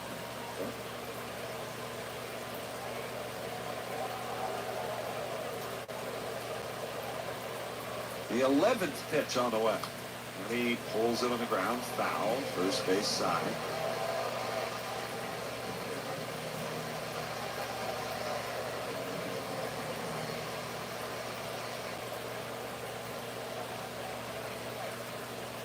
Three and 2. Now 12. Strikeout. Pitch. Swing and a hot shot backhanded at first by Harper. He'll wave off Wheeler, take it to the bag. And he finally is retired. Josh Bell on a 12-pitch at-bat, but Wheeler wins the battle. 1-2-3 inning. We'll go to the 4th. It's 2-1 Phillies. Thank God.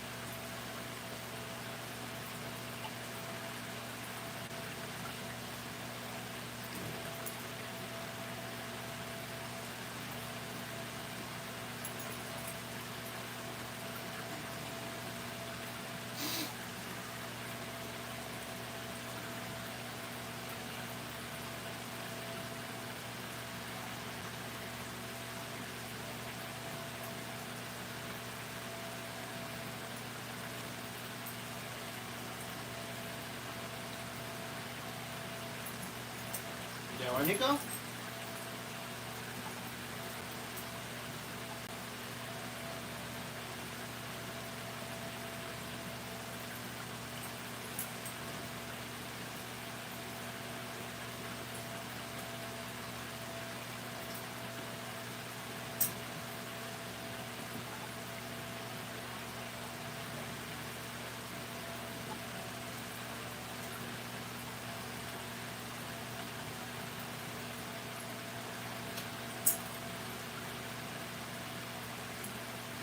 Yeah. A beautiful custom space meets craftsmanship. 100.7 WZXL, South Jersey's rock station. This is the RAV fourth inning presented by Toyota. Check out Toyota.com to get your new 2025 RAV4 today. Toyota. Let's go Phils. First pitch to Harrison Bader. This is outside for a ball. 1-0 the count. Bader, Sosa, and Kemp here for the Phillies, who have a 2-1 lead. Pitch is in the dirt. Bader was hit by a pitch as part of a long first inning for Mackenzie Gore. He needed 37 pitches to get through the frame. Phillies scored 2 runs before there was 1 out. They could load the bases, but couldn't add any more. The 2-0. And a swing and a drive center field. Well struck, but it'll be run down by Hassel in center. There's out number 1. The Phillies have definitely had some well-hit balls that didn't turn into anything tonight. Castellanos in the first is 1. Trey Turner in the second. Bader here in the 4th.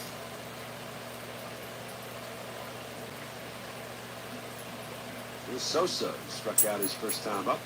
Pitch. And that's in there for a called strike. Looked like they were working pretty hard on Sosa's glove. Maybe a little repair there. Set. Yep. There you go. Dugout. Nigga, my friend. Oh, 1. That's up and away. There's usually 1 or maybe 2 people on staff, whoever it might be. In this case, who was it? It was one of the trainers, right? Ramirez. That learned how to do that. They just really take an interest in it. 1-1. And a swing and a high pop-up. Left side. Wow, that's above us. Wow. And that's saying something in foul territory, third base side. We almost never have to look up to see anything here at Nationals Park, except, Ready? aviation traffic. 3, 2, 1. Pop-up caught in foul ground at third. 3, 2, 1. And it'll bring up Otto Kemp. The pitch. Kemp swings, fouls it away to the right side. Sit. Otto Kemp struck out swinging his first time up. He's really struggled here of late. I wonder if the Phillies might be inclined to send Otto Kemp back to the minors. Obviously, he has options, and Alec Bohm is about ready to come off the IL. The pitch swung on him, fouled back. It did sound again today as though they would have a decision sometime tonight, maybe, as to what to do with Alec Bohm. Maybe he's back tomorrow. Maybe he's back Sunday. There's a lefty on the mound for the Nationals. There's Buffalo tonight. 0-2. And Kemp tried to check, but he didn't. First base umpire Gabe Morales as he went around. That's a ball. Take out from here.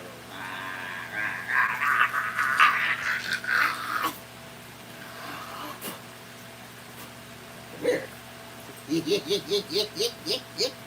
Ooh. Weird.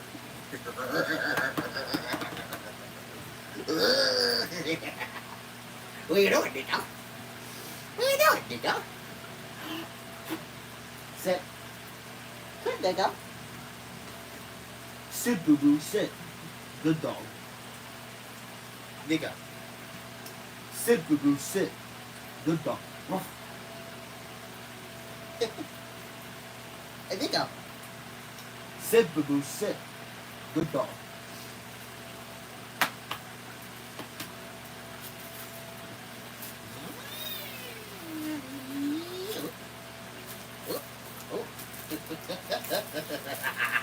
You can't have this, Nico, because it's mine. my food. So I still gotta eat dinner. I think I might eat dinner this late, bro. But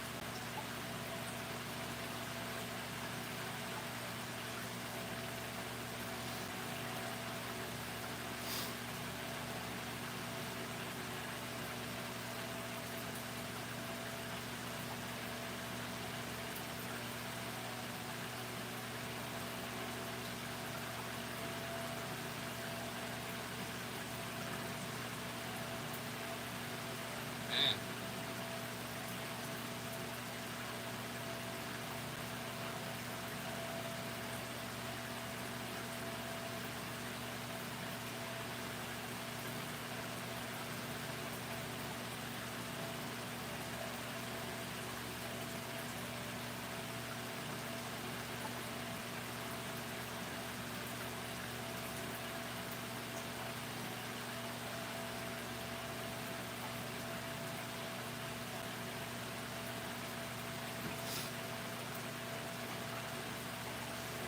The top of the fourth inning. As this one is hit on the ground towards third. Kemp Fields near the bag, crossing over, and he'll fire it across the diamond in time. Good play there by Otto Kemp.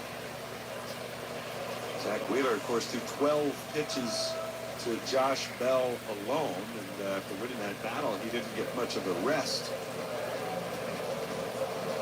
And maybe it's time for a quick inning from Zach Wheeler. yes, please. He's got a 2-1 lead, each team with 3 hits. Here's Garcia, who flied out to left his first time up the pitch. There's a strike called over the outside corner. That's now 12-19 since Miguel Cairo took the helm. Pitch is down low. Former Philly, Oh, and former teammate of yours. Yeah. Yeah, I met Miguel when I was traded to Tampa Bay. So that first couple of years in Tampa Bay, got to know him. He was just a young pup at the time. Great player. 1-1 pitch. Breaking ball down low. Went down and said hi to him before the game today. Boy, was it hot down there. Oh, man, you would talk about sweating. Whew. But, he's doing great. The thing about Miguel, he's 51 years old, and he spent the entire batting practice outfielding ground balls, fly balls. It's unbelievable. 2-1 pitch. Foul back. He was fielding them? Fielding. He was at second base for a while. Practicing? Yeah, a little bit. Like before, he was kind of showing the guys and picking balls at first base, and then he moved to the outfield a little bit, was running around, and I'm like, dude, sit still so I can say hello to you. Yeah, it's just, he loves the game. He loves being out there with the kids. 2-2 pitch. Swung on, fouled away. And for those who don't know, he was, for many years, a neighbor of our good pal Dan McDonough in Safety Harbor. Oh. Dan McDonough, of course, was the showman at in Clearwater. Always, singing the seventh inning stretch and finding totally random contestants. There's a pitch grounded foul on the first base side. For those of you who have been to Clearwater over the years, remember Dan McDonough, the great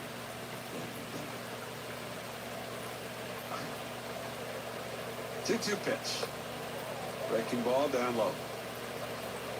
Now retired Dan McDonough. From his many years of service to the Phils. And no longer neighbors, I guess. Miguel moved. Yeah, Miguel moved. He did. Yeah. I think he's still in Safety Harbor. Probably a little closer to the water is my guess. 3-2. We'll see if fouls it off. Just not quite enough finish, it seems, for Zach. He's not getting that swing and miss. And that's been a big one. I just think it's the last little whip. And again, I'm just going from an infielder's throw, but the last little bit, he's not getting the snap, that last snap on the fastball. And that was what get by guys. 3-2. Swinging a bouncer over the mound towards second, fielded by Turner, charging in. He'll throw out Garcia. Nice play again on the infield. One by Kemp, now one from Turner. 2 gone in the inning. And that'll bring up Dalen Lyle.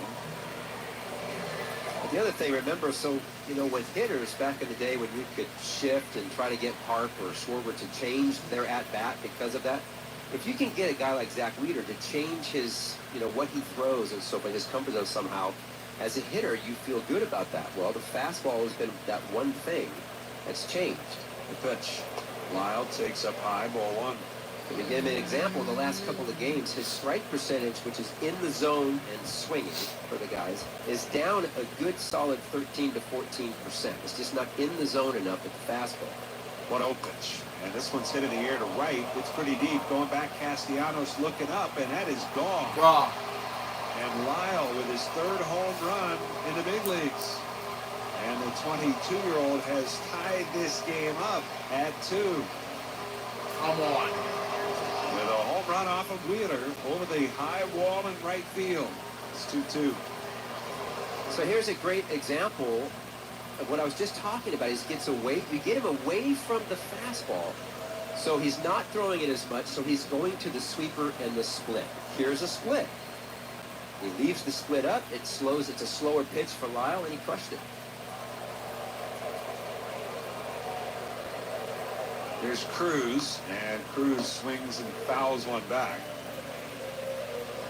Lyle, who, again, is still a young player, didn't hit for a ton of power, was more of a contact speed guy in the minors coming up. 0-1 pitch. Breaking ball misses way outside. But another high draft pick. I mean, this was a second-round pick in 2021 by the Nats.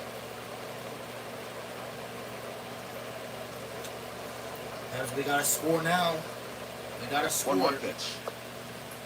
That's a called strike. Now, to your point, I made the comment about the prospects they got, and you said, "Well, they're not winning." Right? Yeah, right. I did. Well, neither are the Colorado Rockies. You tell me who's got better talent in their everyday line. Washington. Without a doubt. Yeah, no right? doubt. Yeah. No doubt. 1-2 pitch. Swing and a miss. Struck him out. And there's some swing and miss for Zach Wheeler as he gets the strikeout. It's his fourth of the game, but the Nats tie it up on the home run by Lyle. We'll go to the fifth. It's a 2-2 ball game. Come on now. We did not want to lose this game as well.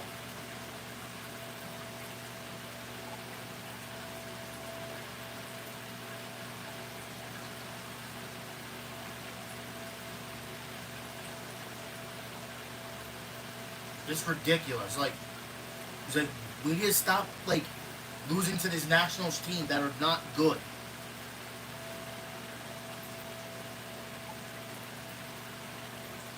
If we gone cold,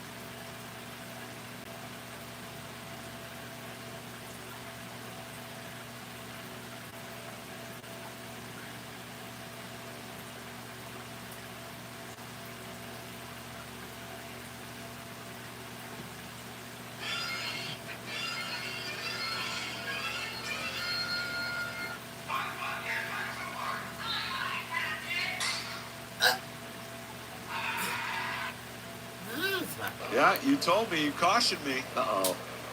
A game What in did I say? Cincinnati, it's now 8-6. The Brewers have responded by scoring 5 runs. They're still batting. In the Damn. very next half inning as the pitch misses down and in. The Brewers right now are living the dream. I They- mean, They can do no wrong. Just rolling. Wow. That game is far from over. Here's a swing and a miss by Wilson. And a curveball from Gore. 1 ball, 2 strikes. Here it's a 2-2 game now. After the home run by Lyle, tied it up.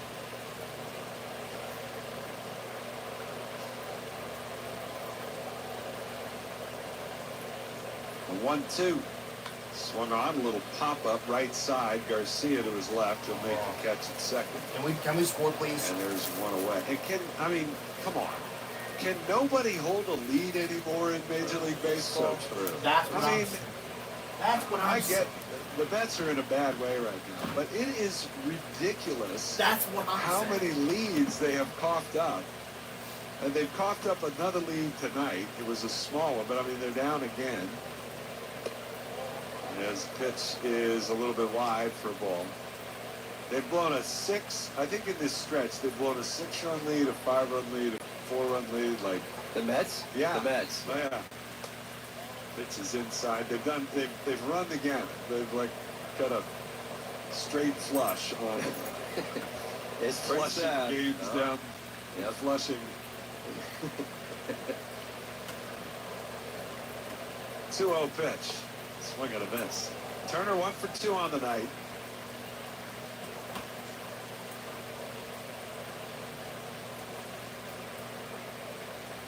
The pitch from Gore. And a swing and a line drive into left. There's a base hit. And Turner with another multi-hit game. See if Trey gets going again. He got on there early and went first pitch and trying to create some pressure. I love that. These guys, you look up at the scoreboard, you and I do, and in the 5th inning, it's 2-2, and you go back to that first inning where they were pressing, and they just can't. And even you can hear it in my voice as an announcer. I start to press as well. What is going on? But stay in your zone. Just get base hits. Stay on the barrel. Gore at the belt. He's going to throw over to first. Turner saw that and steps back to the bag easily. Schwarber, a walk and a strikeout in his 2 plate appearances tonight.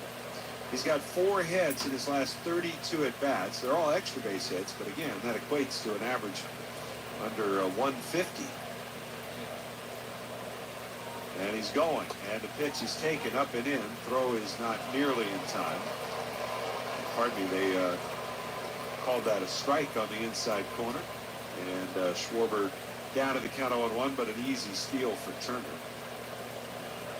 I didn't even think Turner got a great jump that time. He jumped, he started and stopped completely, but he was so far off, he just went.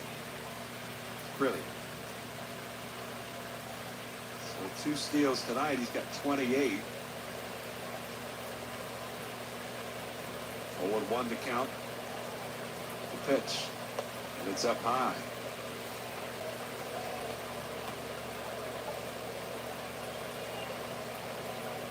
Schwarber still 25 games since the break. He's driven in 29 runs.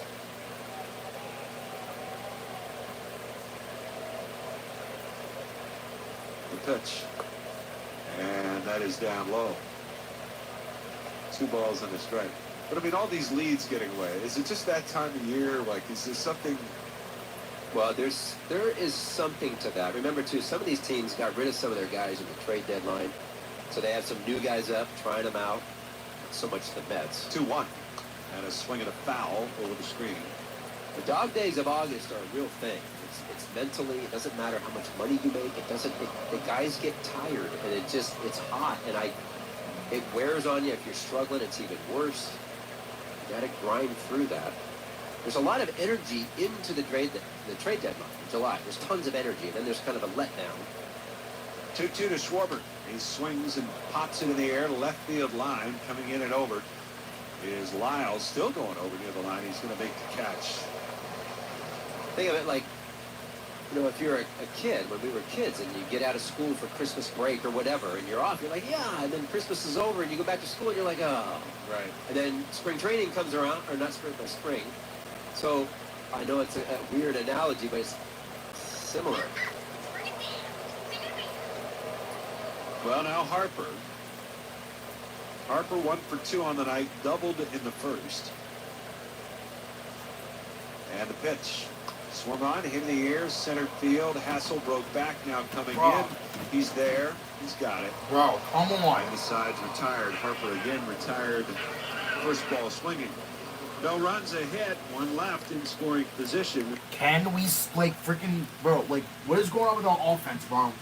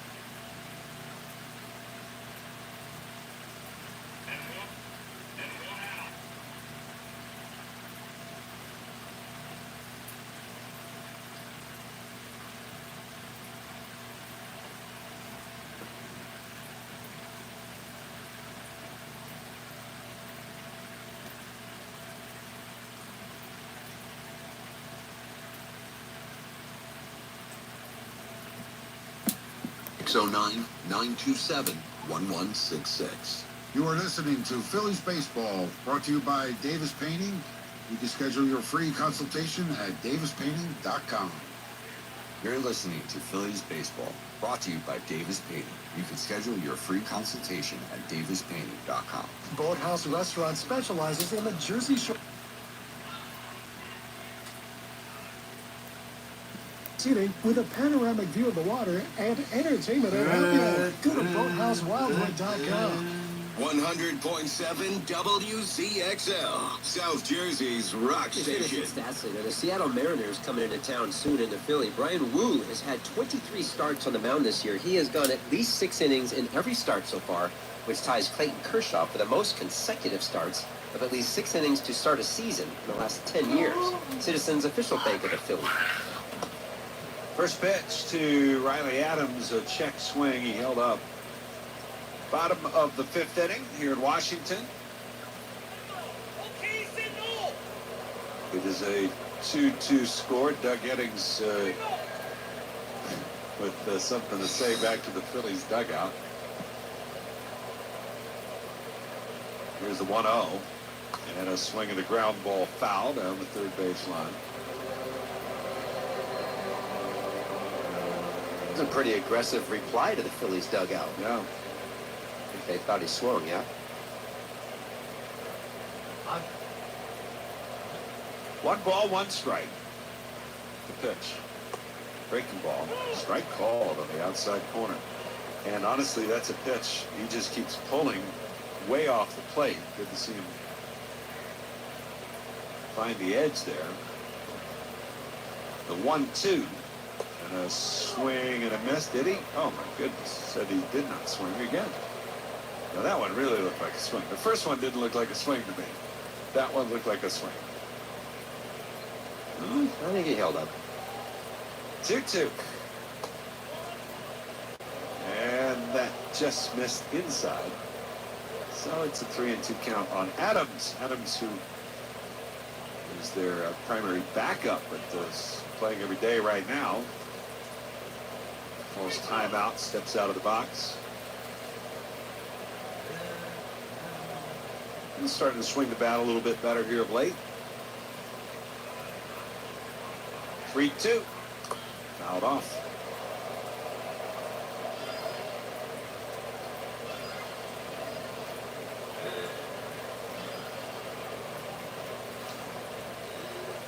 Count still full on Riley Adams.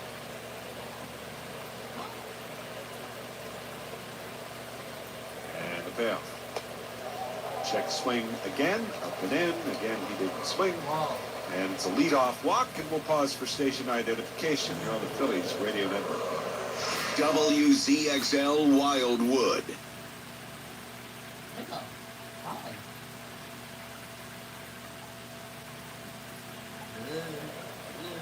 With Kevin Stocker, I'm Scott Fransky with you here Better from not lose this. Nationals Park on a Friday night.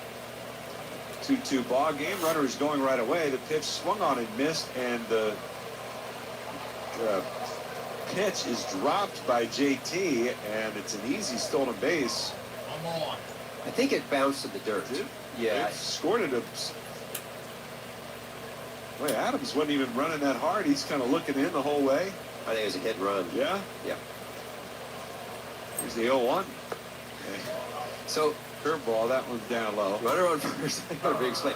It was definitely a hit and run, but the ball was a breaking ball that bounced a little bit. So when JT popped up, it kind of lost the handle. So Adams ends up with his first stolen base Okay. in his first attempt. Wow. The pitch swung on, fouled away, left side out of play.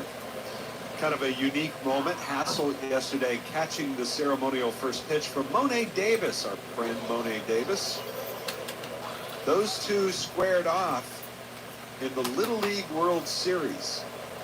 Hassel was playing for his Nashville-based Little League team. Monet, of course, Phillies squad. 1-2. Swing and a miss. And she's going to be trying out for the new Women's Professional Baseball League, which the tryouts are going to be here at Nats Park next week. And so Monet was here to throw out the first pitch. And kind of a cool moment to have Hassel catch her first pitch. The pitch from Wheeler swung on and fouled back. I believe Hassel struck out the first time he had faced Monet, and he got a hit off her later in the game. That was a while ago, right? I mean, quite a number of years ago, yes. I don't remember exactly what year that was. 1-2. It's outside. Monet, who has a master's degree now, so she's grown up. And she wants to play baseball? Yeah. We saw her at the ballpark in Philly earlier this year. She was doing some coaching in her old haunts, the Anderson Monarchs in South Philly, which is a breaking ball down low.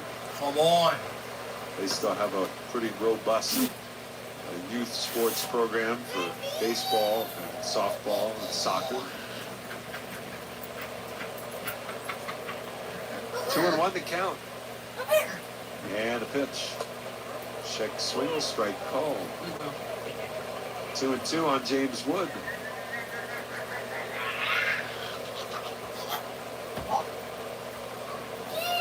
Hi. Wheeler is ready.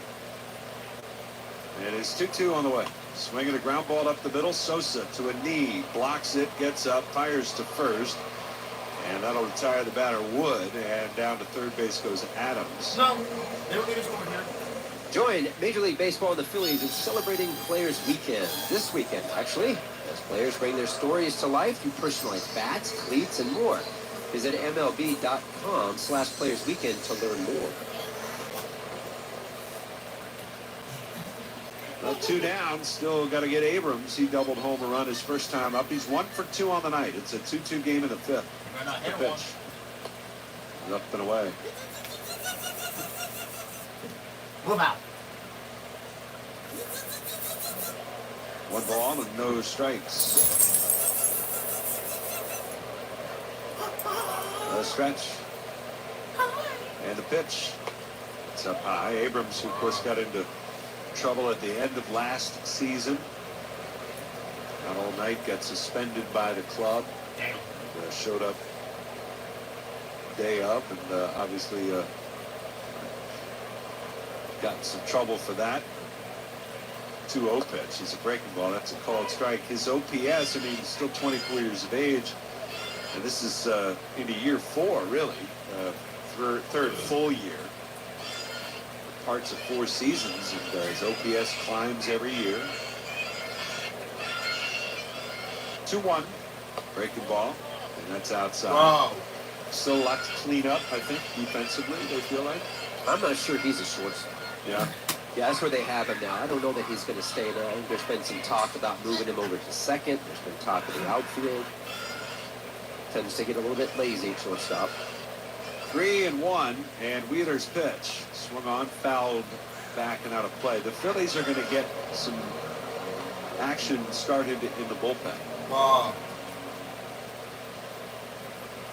Tanner Banks is going to start to get loose. Zach Wheeler is at 95 pitches, and again, a lot of this is foul balls, to be honest Yeah. with you. Deep counts, 3-2 again, and it's fouled away again. Oh my God. His usage for the game, he is leading with the four-seam fastball about 37%. So that's good, but he has changed how he does it. Now it's sweeper curveball. After that, the sinker, which he used to use as his second most pitch, he's only thrown 6 times tonight. The Lord, stretch, strike out. and another 3-2. Breaking ball, Wheeler. good looking. Abrams knew it, and Wheeler strikes out C.J. Abrams with a go-ahead run 90 feet away to end the 5th. Thank God. No runs, no hits, 1 left, and after 5 complete, it's still a 2 game. Well, it looks like Wheeler's done up to 5 innings. Jesus. Jesus.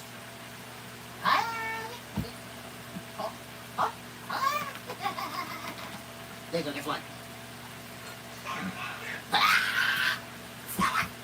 Oh, look at that.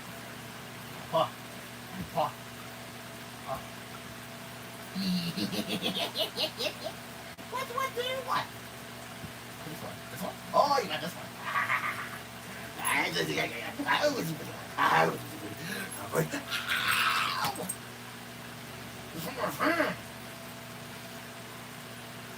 You just hurt my frickin' hand, fool.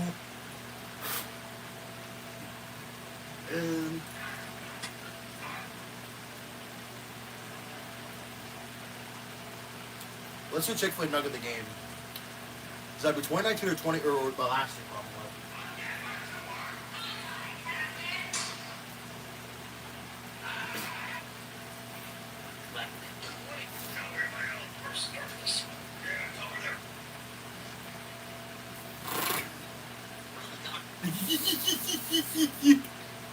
You go.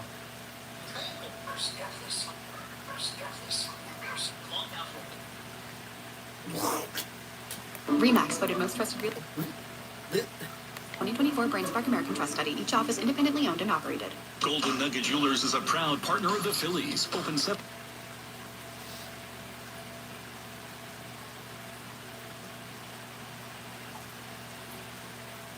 Why Golden Nugget Jewelers is where Philly gets engaged. 100.7 Chicken nugget the WCXL. game?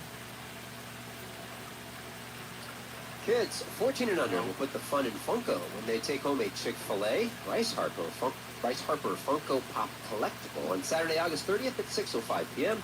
when the Phils host the Braves. Purchase tickets today at Phillies.com. Guess who tied up the Reds?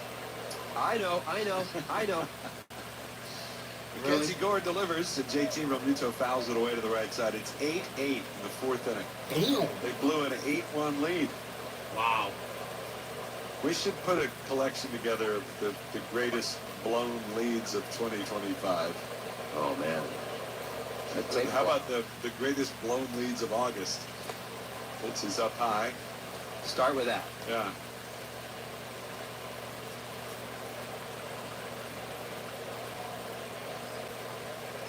One and one to count. JT has been on base twice tonight. Pitch. It's a called strike. Zach Wheeler is done 97 pitches in 5 innings. Tanner Banks continues to throw in the pen, so he'll be coming into this game.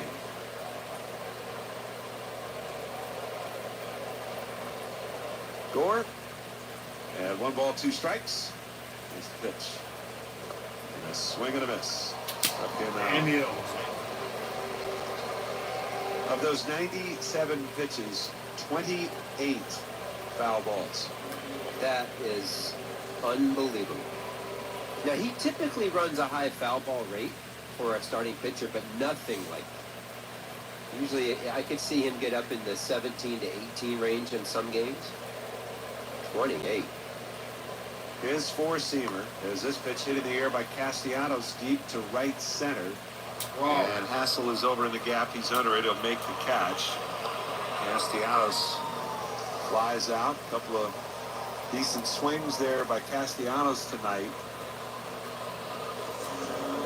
And Nick, who's really been grinding away. Obviously, the results aren't there. I think, like a lot of folks, may be battling some things here at this time of the year.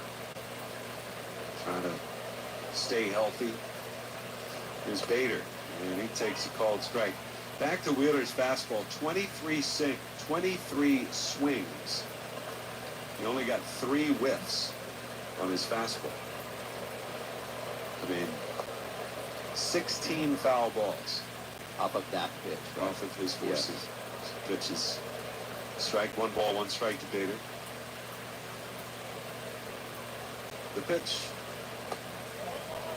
And that's a check swing down. Able to hold off on the swing.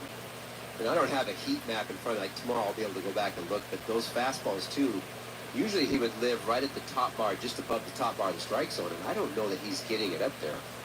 2-1. And that's down low. That's where he gets a lot of those whiffs on that four-seamer, is up just above the zone. Well, what were his whiffs off of? Which pitches? Swing and misses. He got 10 whiffs. With 3-1 and a swing and a miss. He got 3 on a four-seamer, 4 on a sweeper, and 3 on his curve. Okay. Rolling. Why are we not scoring all of a sudden? 3-2. Swing and a miss. Struck him out. Wow. And Bader slams the bat down. The frustrations continuing to mount for the Phillies, who got 2 runs, 3 batters into the ballgame, but we're going to the bottom of the 6th. It's still a 2-2 game. Well, yeah, because like, well, yo, you're frustrated because, well, here's the thing. Our next day off is not until August 21st. Like, it's like,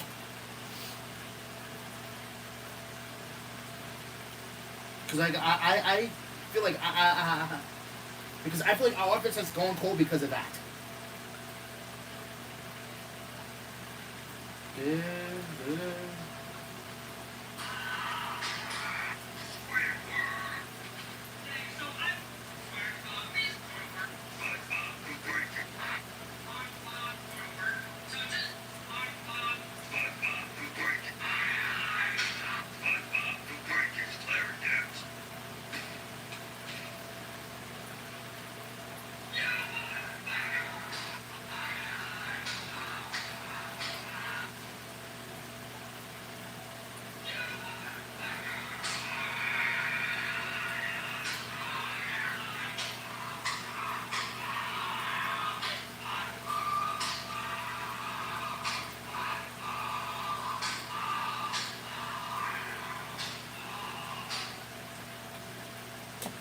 Has been delivering quality craftsmanship and dependable service for over 50 years. From storm repairs to full roof replacements, Bachman's Roofing is the team that homeowners count on. Call Bachman's Roofing today at 609-928-7877 or visit GoBachmans.com. For roofing you can count on wherever you call home. Count on Bachman's Roofing. That's GoBachmans.com. South Jersey's rock station, 100.7 WZXL. Well, your Independence Blue Cross player spotlight tonight is left fielder Weston Wilson on the current road trip. Coming into this game, he had a couple of big hits, a double and 2 RBIs. You know, in 11 games this year, he's snapped an 0 for 16 skid on June 9th. From then, he's been hitting .421 with a 1.160 OPS, 3 extra base hits, 5 RBIs, and 4 runs. Really came out of his little slump. Independence Blue Cross. Learn more at IBX.com. Well, still a 2-2 game. Josh Bell leads off for the Nationals. A new pitcher for the Phils, Tanner Banks. First ball swinging, and it's hit on the ground right at the second baseman, Edmundo Sosa. 1 pitch, 1 out for Tanner Banks. And that'll bring up Paul DeYoung. Banks, 52nd appearance on the season. No decision tonight for Zach Wheeler. Wheeler, who had a win in his 5 innings his last time out, but not today. First pitch to DeYoung is going to miss for ball one. Here's the 1-0, and that's up high.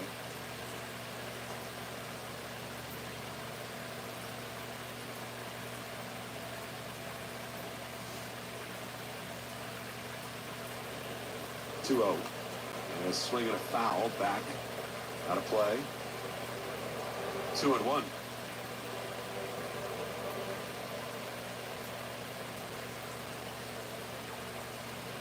Wheeler's going to have some extra rest before his next start. The pitch, swing and a miss. And right now it figures to be on Friday for the Phillies against these very same Nationals.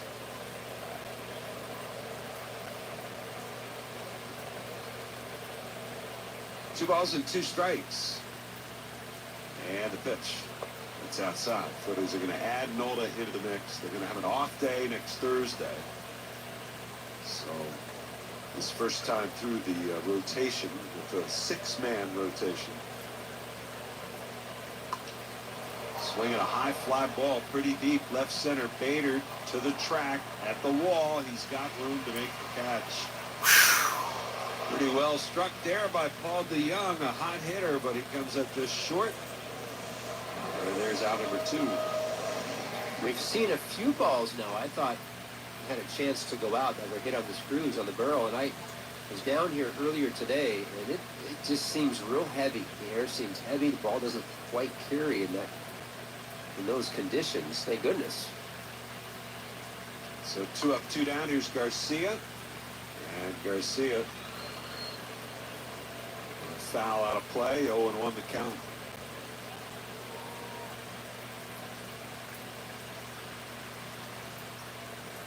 Banks ready, and the 0-1 down and away. Looks like that might be it for Mackenzie Gore. They've got somebody warming up down there, right Thank God. in the pen. 1-1. Breaking ball down and away. It's like Clayton Meter down there. Who the fuck is he? Banks, the 2-1. Swinging a ground ball to second again. Sosa with it. The throw to first. There's an easy inning for Tanner Banks. 1-2-3 go the Nationals, and we'll go to the 7th. It's still a 2-2 game. That's innocent. Come on, we seriously need to step up, man.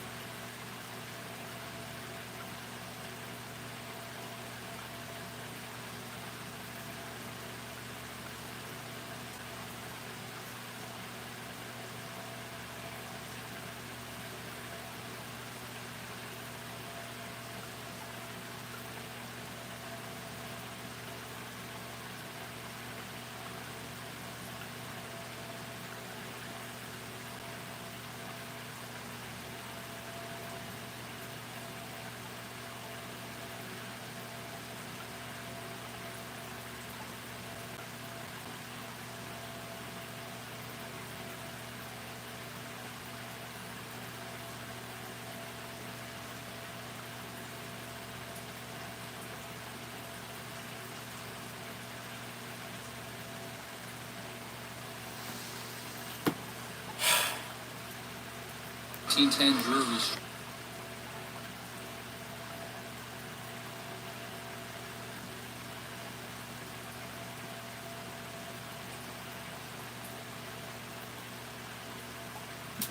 QC from Telesystem, an AI-powered voice, video, and messaging platform with built-in cybersecurity awareness training. Visit hackersuck.com to learn more. 100.7 WCXL, South Jersey's rock station.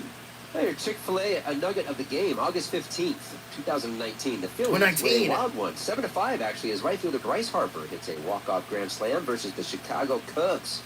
It is only the 14th walk-off grand slam in Phillies history and the first since John Mayberry's on June 4th, 2013 versus Miami. New pitcher for the Nationals as we go to the 7th. Clayton Beeter Thank God. takes over on the mound. It'll be Edmundo Sosa to face him. He's 0 for 2. The pitch. Down and away, ball 1. He is a 26-year-old right-hander. Texas Tech University. Didn't he pitch yesterday? Some big league experience with the Yankees before here as the pitch is down low. Clayton Beeter comes into the game with an 864 earned run average. Most of that damage done in a couple of appearances for the Yanks. The pitch swung on and it's fouled back and out of play. But lefties have hit him pretty good, and that's why Bryson Stott is in the on-deck circle to bat for Otto Kemp, and Brandon Marsh is waiting on the dugout steps to bat for Weston Wilson.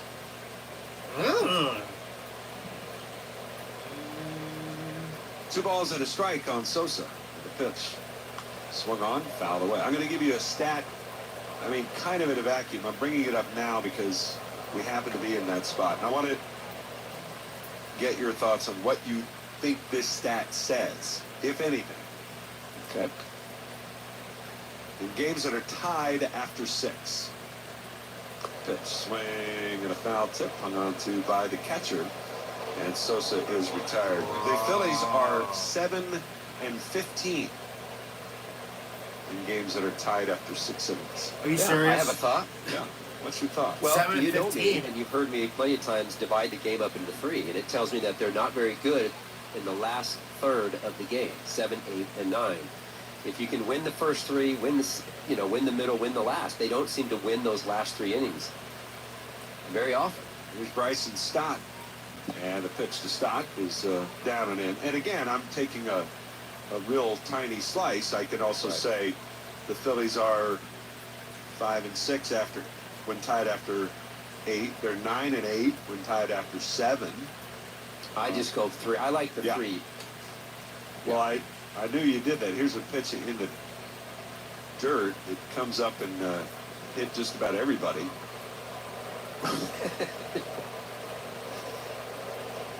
Seriously, how many? He hit everybody. He did he get it off the catcher, the umpire, and the hitter? Did it hit? Did it hit Bryson? Stott was ducking. He might have missed him, but 2-0 pitch, and that's really high. And Adams leaping up in the air, and Beeter says, "Yeah, I want a new baseball." It's the baseball's problem.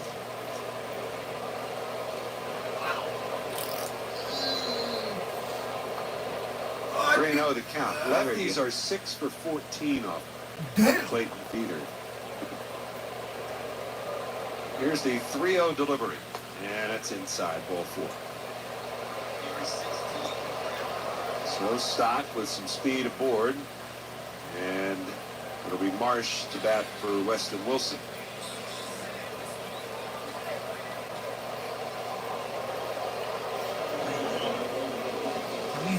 I will say this, the Phillies, if you take the 13 times they've come back to win a game when trailing after 6, combine that with the 7 times they've won a game when tied after 6, that's 20 times they've come back to win a game that they've won a game, which is actually top 5 in baseball. But that goes from the second inning on, right? If they're down. It's tied or down after 6. Okay. Not when leading Interesting. after 6. So those, but, now again, I can give you a random number. They've done it 20 times. Yeah. I think the Padres at last check had done it 23 times. Well, how many times total have you been down or tied? I mean, the Rockies could get to 20 times too, but if you're down, 80 times. Well, I think they probably have been pretty close. Here's Brandon Marsh, pitch hitting, and he takes up and away ball 1. If you're Marsh, you got to take a strike. And, Brandon hopefully recognizes that. They're getting a lefty going. Marsh has done such a good job coming off the bench this year. He's 7 for 14 as a pinch hitter. Damn. The pitch, and he takes, and that one just misses. Down low. And he's missed on 6 straight pitches. 2-2 game, 7th inning. Third baseman even with a bag. Off the line, the pitch. Marsh takes. That's inside. It's 3-0. Of course, now that the back end of the bullpen looks a little bit different for the Phillies, so you can start tracking that same stat from the trade deadline on. That's a good point. 3-0 count. Here's the pitch, and that one's in for a strike. 3-1. Be real selective here if you're Brandon Marsh. Look for a ball. I would look for a ball inner half fastball and try to hook that sucker right through that first base hole.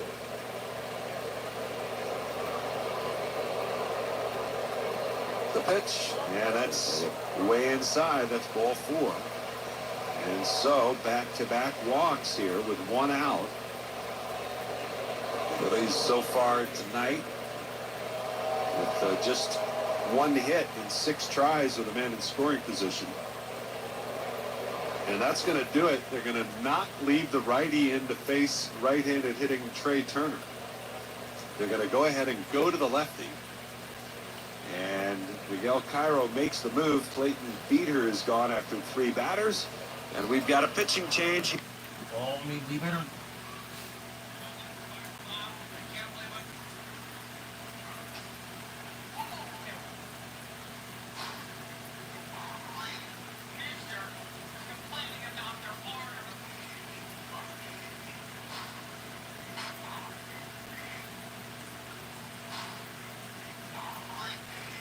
Dead. Dead.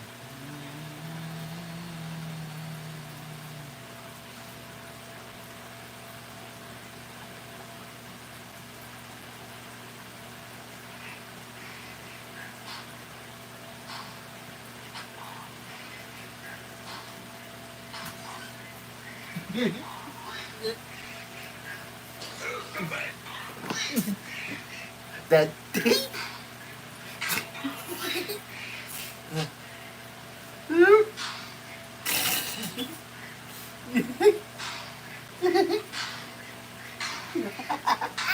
Rip Donald. Rip Donald. Back.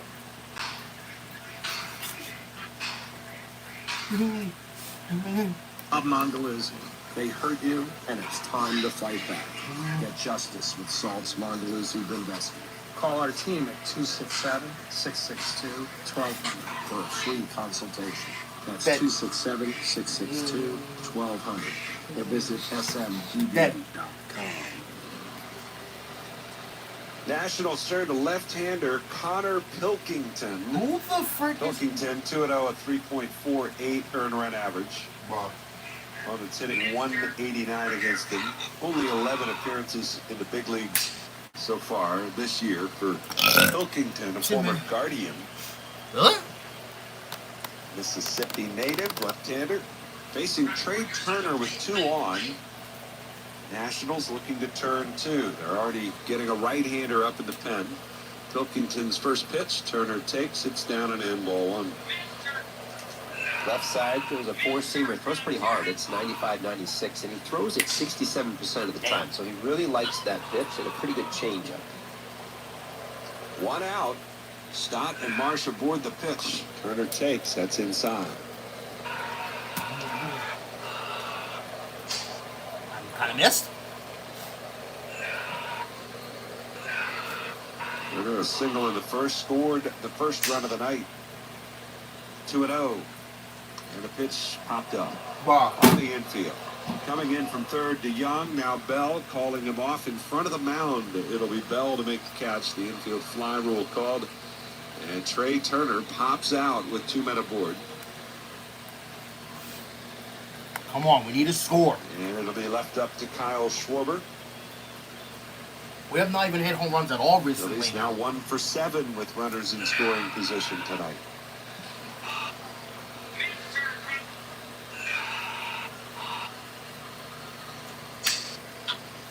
Schwarber 0 for 2 with a walk.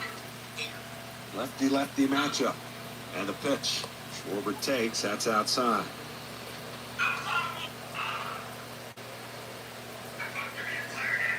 99th plate appearance for Schwarber this year against a left-handed reliever. Most of any left-handed hitter in baseball. 1-0. And a swing and a high fly ball deep right field. Forget about it. Yes, sir. Kyle Schwarber into the second deck. Long gone in right. It's a 3-run home run. And the Phillies have a 5-2 lead, and Schwarber crosses the 100 RBI mark again. Yes, he does. It's his 43rd home run. He's got 101 driven in. 5-2 Phillies in the 7th. And it's his 11th home run off a left-handed reliever. Yes, sir. That's what I'm talking about. We need that bad. What a bomb by Kyle Schwarber. 456 feet. 450. Here's Harper. And he takes outside for ball one.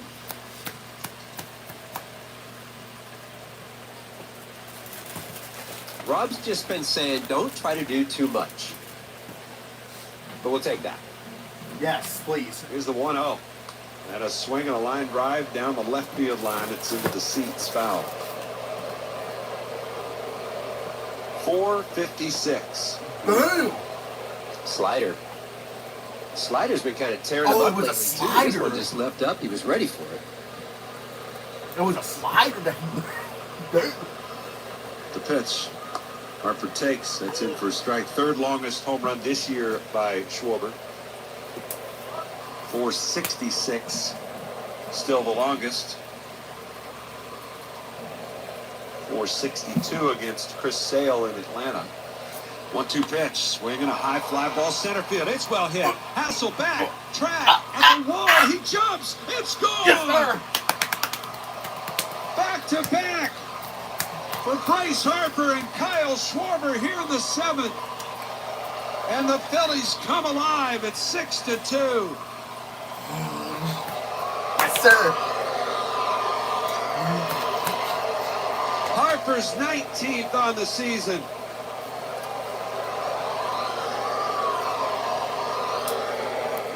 Same pitch that Kyle Schwarber hit out, just different location. It's a slider that stays up. Another slider. Shot by Bryce burying his head. You and I were just talking. I thought his swing was looking a little bit long. But as I look at the replay, the swing's okay. As long as he keeps that head down behind that baseball, what did he ever? Oh. Well, that's going to be it for Connor Bye-bye. Pilkington. And another change for the Nationals in their pen. Their third pitcher of the inning coming on here in the 7th. 6-2 Phillies. We're back in a moment on the Phillies Radio Network. Now we got some breathing room a little bit. When's it gonna do the... Oh, there it is. Yay. LXVII. Or 6-7. Battlefield 6. Oh, that's a new game, really? Battlefield 6, when did that game come out? When did that come out?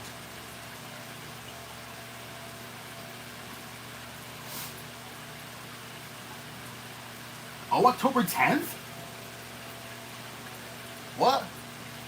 That game was not released yet, bro.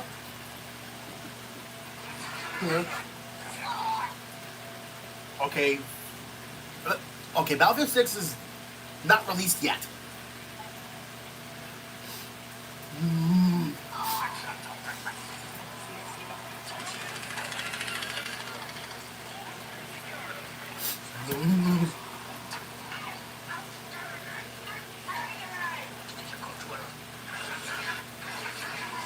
LXVII 67.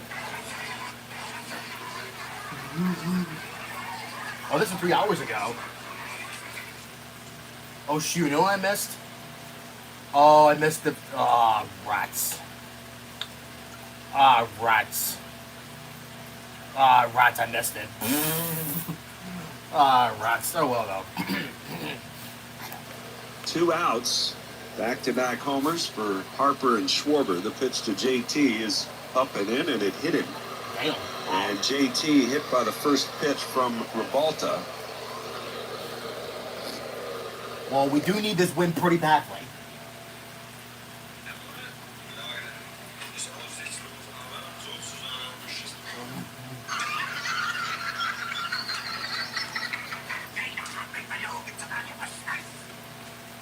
So, hitting continues. This inning started. Remember, the 2 pinch hitters, Stott and Marsh, both walked.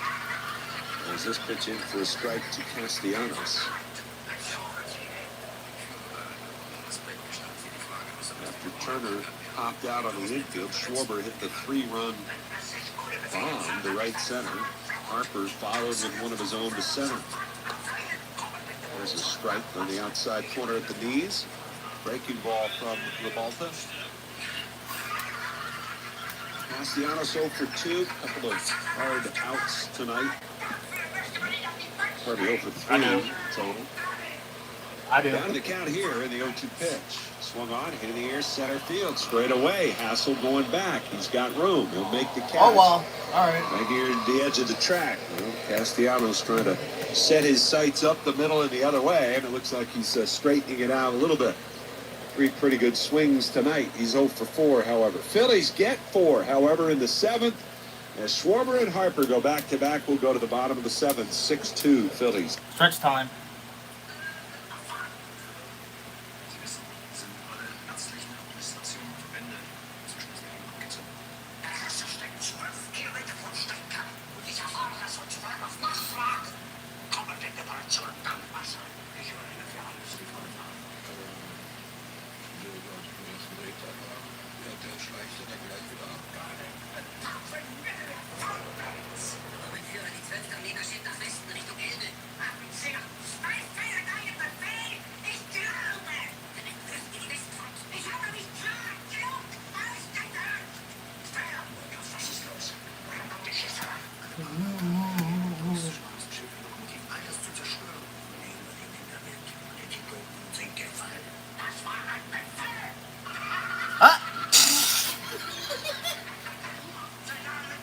That was in the thumbnail. That was in the thumbnail of this video. Kind of funny.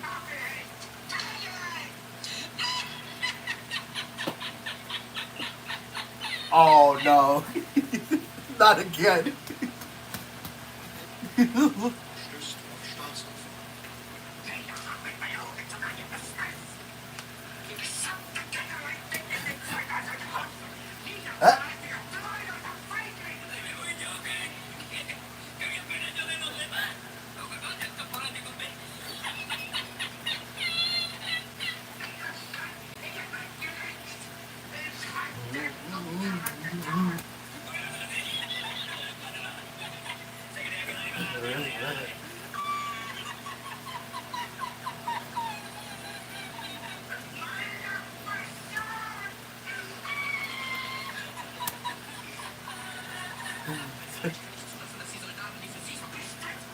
That's the exact same picture from beforehand.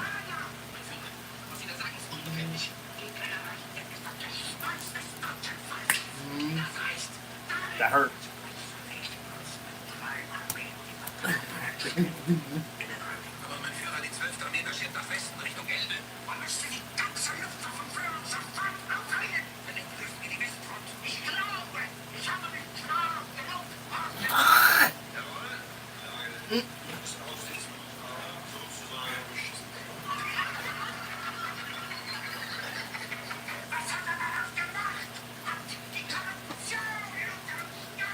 Catastrophic.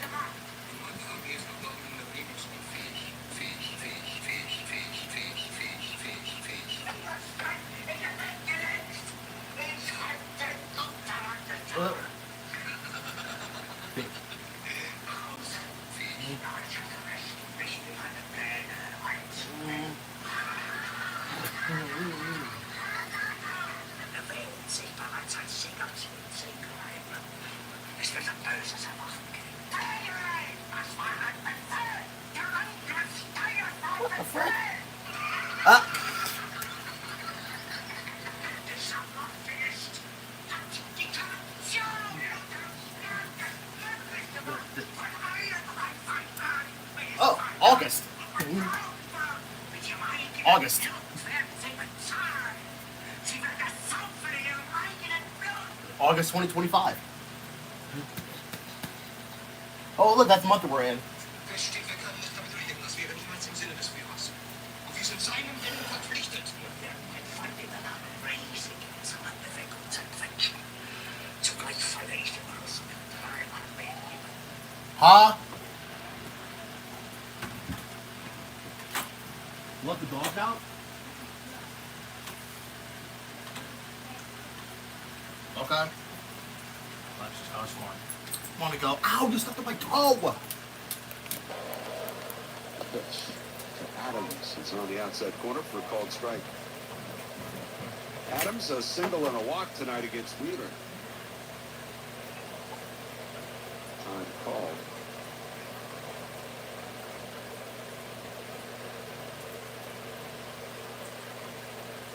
Oh and 1. Kirkering's pitch. Breaking ball. That's in there for a called strike. Kirkering was brought into the fire last night. Bases loaded. Nobody out. Got charged with a blown save. Rob Thompson said afterwards, he said, in hindsight, probably should have had Kirkering ready to go for Adams. This matchup right here. As the pitch, a check swing. He did not go. And, Riley Adams has a friend in Gabe Morales at first base. It's close. Ish. 1 ball, 2 strikes. And another check swing. That one down and away. Luzardo had walked DeYoung. Adams then doubled into left center. And he followed up with a walk to Lyle. Below the base for 2-2. Just missed outside. 3-2 to count.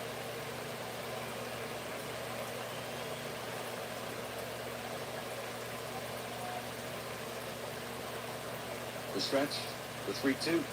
Swinging a little floater out towards short. Turner ranging out onto the grass, makes the catch. And the side is retired. A 1-2-3, 7th inning for Orion Kirkering. And we'll head to the 8th in D.C. Phillies 6 and the Nationals 2. Hit a grand slam with Jersey Shore Federal Credit Union's low-rate home equity loans. Use it to make home renovations, consolidate high-rate debt, or for any reason. Apply online at jerseyshorefcu.org or swing into a branch in Northfield, Galloway, Hamilton, or Rio Grande. Choose better banking at Jersey Shore, your only community credit union. They're federally insured by the NCUA and an equal housing lender. Don't strike out. Visit jerseyshorefcu.org today to apply or for complete details. Yesterday's Creekside Tavern, your home for all Phillies games. Matinee games mean $1 dog days, $3 Miller Lite drafts, and the 999 challenge. Plus, live music Thursday through Sunday in the yard. Yesterday's Creekside Tavern in Marmora. See you at the Y. Now a word from East Coast Roofing and Siding. Hi, I'm Sean from East Coast Roofing, Siding, and Windows. East Coast has been serving South Jersey for over 45 years, and we've always been a fan and sponsor of the Phillies. If you're in need of roofing, siding, windows, or doors this spring, reach out and set up your free consultation. Give us a call at 609-646-1444 or visit us on the web at eastcoastroofing.com. And remember, if you'll call, we'll show up. East Coast Roofing and Siding. Trust us with your family and home. Got a leaky pipe? Ace Hardware Home Services is right around the corner with everything you need to fix it, including the pro to get it done. AC issues? We've got someone for that. Still haven't fixed that faucet from last summer? We've got that covered too. We're not just the helpful hardware folks anymore. We're your go-to for home services. From plumbing and water treatment to heating, cooling, and electrical, we bring trusted pros to your doorstep. Ace Hardware Home Services. Bringing helpful home. South Jersey's rock station, 100.7 WZXL. We're backstage with Burgoyne and Brazier for a podcast episode with former Phillies star Raul Ibanez. Tune in to hear Raul discuss the 2009 World Series run, a shutout from Eddie Vedder, a shout out from Eddie Vedder, and much more. Listen today at Phillies.com/podcast. He didn't get shut out by Eddie Vedder. I didn't know Eddie could pitch. He's a talented guy, but there's a swing and a miss by Harrison Bader, who leads off. In the top of the 8th inning, Phillies leading this one 6-2. Orlando Ribalta delivers. And Bader swings. It's a cutbacker. Nice backhand pick by Ribalta. And he'll run halfway, flip it underhand at first. There's one gone.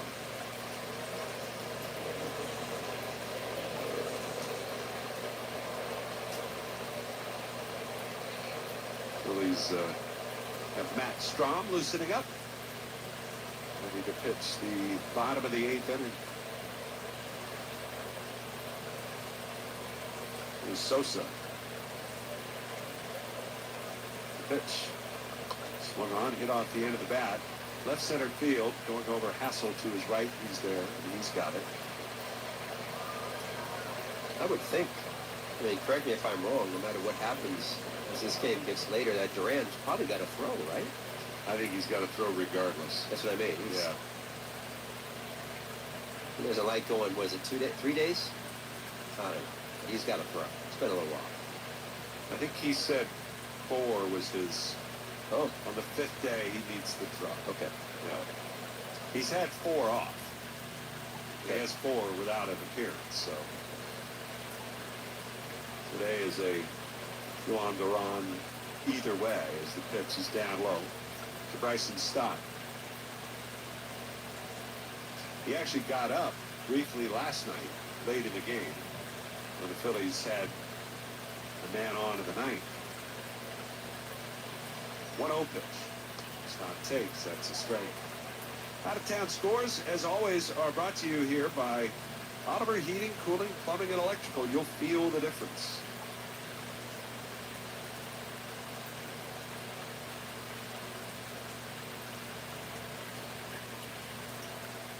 Stott, who started the rally with a walk in the 7th. And the pitch. That's down low. And if the Phillies were to hold on and win this game, we could put this one down in the category of their 8th win.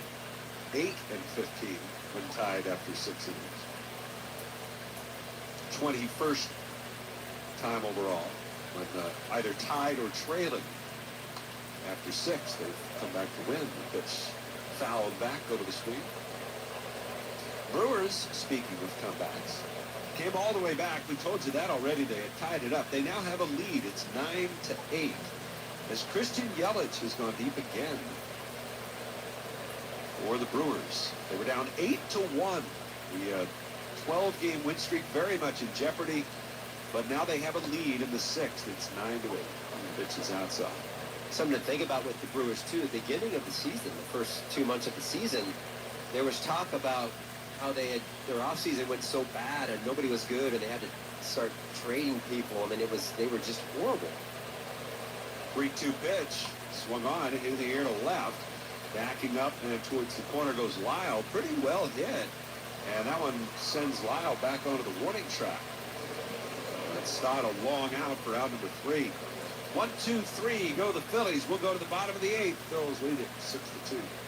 Hey, thank you, Phillies fans. Every time the Phillies strike out 10 or more batters in a home game, you score with BetMGM. That's right, you'll get a $5 casino bonus every week to play Philadelphia Phillies Slingo, exclusively on BetMGM, proud partner of the Philadelphia Phillies, and an official gaming partner of Major League Baseball. BetMGM.com for T's and C's, 21 plus to wager, PA only, all promotions subject to qualification and eligibility requirements. Rewards issued in knowledge all site credit bonus bets unless otherwise provided that. In terms, rewards subject to expiry. If you or someone you know has a gambling problem, help's available. Call 1-800-GAMBLER.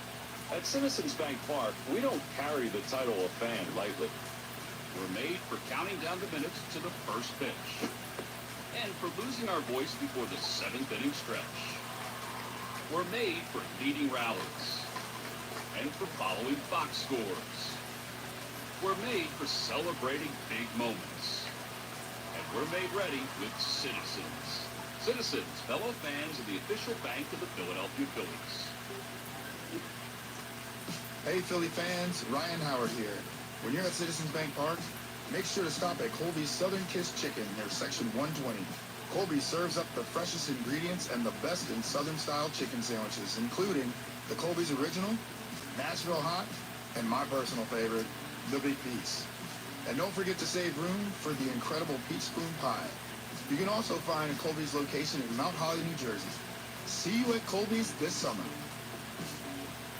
Golden Nugget Jewelers is a proud partner of the Phillies. Open 7 days a week, offering the largest selection of GIA-certified diamonds and diamond mounting. Choose from leading designers such as Tacori, Verragio, Simon G, and more. Come see why Golden Nugget Jewelers is where Philly gets engaged. 100.7 WZXL, South Jersey's rock station. This copyrighted broadcast is presented by authority of the Philadelphia Phillies. It may not be reproduced or retransmitted in any form, and the accounts and descriptions of this game may not be disseminated without the express written consent of the Phillies. The Phillies have Matt Strom coming to the mound to pitch, and I think Doug Eddings is complaining about Strom's glove. Oh, because it's white. The back of it is white. Yes, he's got, we've seen this glove in the clubhouse. He wanted to wear it out there, specially designed glove from the folks at Victus. Well, this has white on the back of it. I mean, yeah, sorry, Matt, you can't do that. That's a lot of white on the back of his glove, don't you think? Yeah. Well, what's he got now? Pink and that is he's got some special colors on his belt. That's his Mother's Day / Easter glove, I think. Ooh. Jacob Young, pinch hitting, leads off against him in the pitch. Strom is in there for a called strike. I know the other glove, Matt, was in regards to the Challenger program where he lives out in Delco, where he and his wife have gotten involved over the years, and all the kids and all the players from that. 0-1, a swing and a miss. All the players from that Challenger Baseball League signed the back of that glove for him. It's kind of a special thing to him and his heart. I know Matt this year, him and his wife, and I think they had some help from another player with him. They actually, from Ryan O'Hearn, they bought a new scoreboard for the program out there for their baseball field. Very involved. 0-2. And that one misses a little bit high. Breaking ball.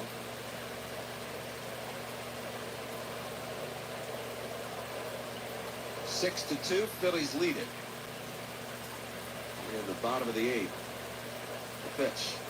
Swung on, fouled back. Matt was telling me that when he was out with the kids after one of the games, him and his wife were there, and they were asking, what do you guys need? What do you want? And the coaches were like, you know, baseball, equipment, and this and like that. And the players just said, we're tired of the umpires yelling the score in between innings. They wanted a scoreboard. That's all they said. We don't care about anything else. We're just tired of the umpires telling me the score. So, they got a new scoreboard. It's great. It's great. It's a great program. 2 balls, 2 strikes. The pitch. And that misses outside.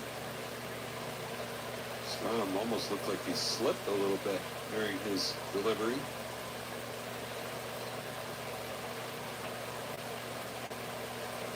Left-hander comes set. And the 3-2. And that's ball 4 as Young draws a leadoff walk.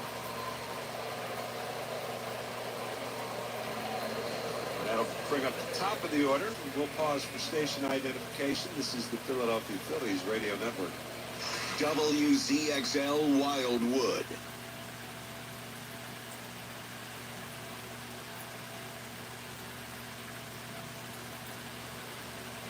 Six to 2, Phillies lead it. We're in the home half of the 8th inning. James Wood at the plate. First pitch from Strom is in there for a called strike. Stock, I have to believe, having lost 3 in a row and having had your closer off for 4 days, the Phillies would be very willing to go to a 4-out save tonight if they felt the need. This is a game they cannot lose. The pitch is a breaking ball for a called strike. Well, I shouldn't say that. This is not a game they can let get away without going to their closer. Correct. Even if it means it happens in the 8th. Double play depth up the middle. Strom kicks and delivers, and Wood takes a called 3rd strike. Strom makes quick work of the lefty. And James Wood is gone for the first out. That'll bring up C.J. Abrams.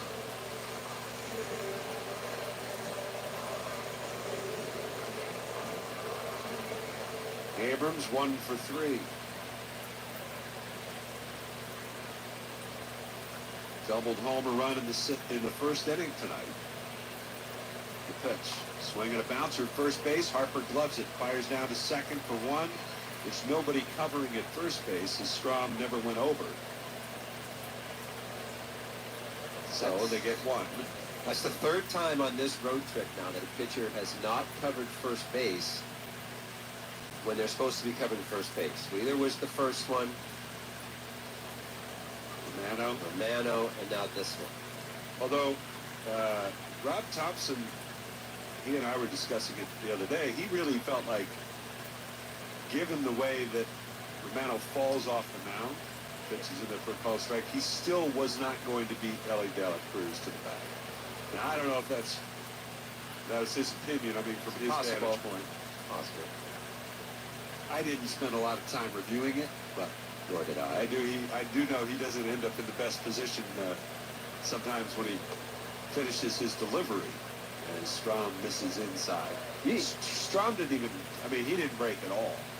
No, and you could say the same thing about Strom, because he falls so hard toward third. But if that's the case, then everybody should be bunting on those two.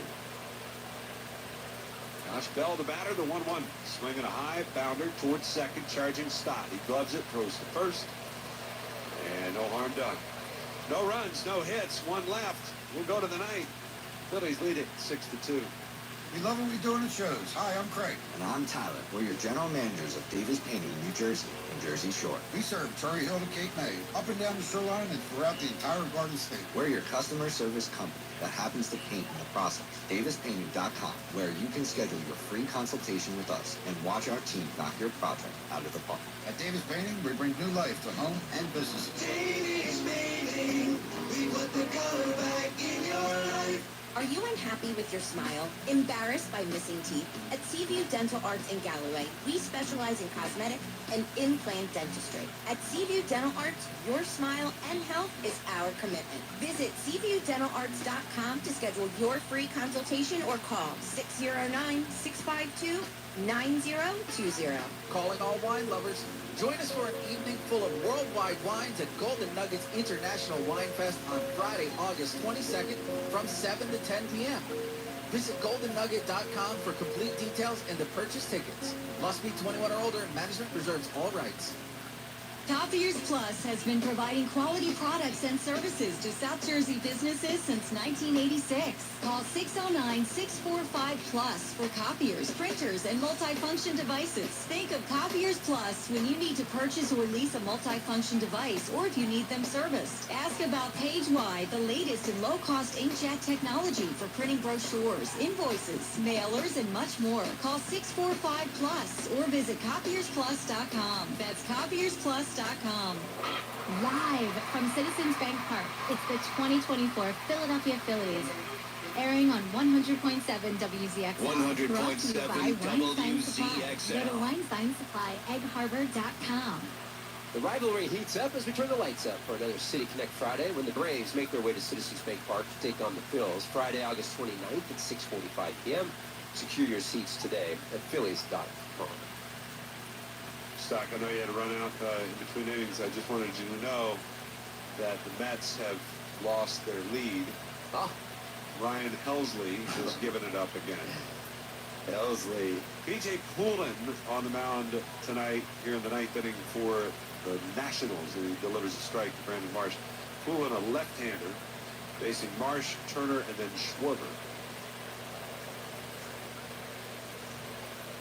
And the lefty's 0-1. Swing and a miss. Ryan Helsley, tonight is his 7th appearance as a member of the Mets. It's the 5th time he's allowed runs. It's the 4th straight outing he's allowed runs. The first of those were unearned runs. 0-2 pitch. It's up high. But tough times for the trade acquisition. Ryan Helsley, who now, he and the Mets trail the Mariners 7-6. Helsley charged with 2 runs in his 3rd of it. It was a swing and a miss, and Marsh down on strikes.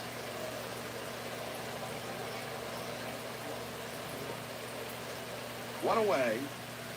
2 big things coming up on the postgame here tonight. Not only do we have a Friday night roundtable, but there is a concert as like it's world tour for the Phillies here summer 25. This is the 3rd post-game concert we'll see this week. Turner swings, lines it towards left center, coming on Young, and he almost overplayed it. That ball, he has to put on the brakes in a hurry, and the center fielder makes the catch from left center. 2 down, that'll bring up Schwarber. Monday night, Snoop Dogg. Tuesday night, or Wednesday night, it was Train. And tonight, it's country singer Sam Hunt. Yeah, we are making the rounds. It's like we're groupies. We should have some kind of backstage pass. Just a blanket backstage pass. Here's Schwarber. This game turned around on one swing of the bat from Kyle Schwarber. And how often have we said that this year? His 43rd home run, a 3-run home run that broke a 2-2 tie back in the 7th inning. Takes a strike. And the 0-1. And it's down low. For Schwarber, it's his 13th home run in 26 games since the All-Star break. His 11th home run in 99 plate appearances against left-handed relievers. The pitch. And that one missed outside.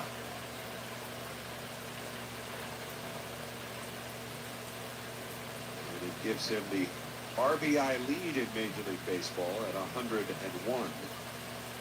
His career high is 104. He's done it each of the last couple of years. The 2-1. And that's outside. It's 3 balls and a strike. Wait, are you just saying he just did 104 RBIs a couple years in a row? Or just within the last... No, each of the last 2 years he drove in 104 on the nose. And he's had 101 here with a lot of time left. Here's a breaking ball in for a strike. His now 4 years with the Phillies, the RBI, the homer and RBI totals, 46 and 94, 47, 104, 38, 104, 43, 101 in progress. The pitch. Breaking ball down and away, that's ball 4. So that what I would say to that, not that anybody's asking, is it's interesting when you get him out of the leadoff spot with somebody in front of him, on all of a sudden that RBI number, which was the intent. Right. And it's worked. It's worked. Yes. That's exactly right. Which it's good to get to see that. It's good to see, like, this is the plan. Kyle didn't change anything. He's still himself, which is what they wanted him to be. But the results have really been beneficial. Harper batting now against Poulin. Harper followed with a homer of his own after the 3-run shot by Schwarber.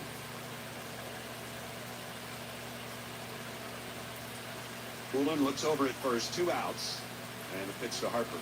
Swinging a ground ball back at the pitcher, gloves it, spins around, flips it to first, and Harper retired for the out. No runs, no hits, and a man left, and we're going to the bottom of the 9th, and the Phillies lead it 6-2. O'Reilly.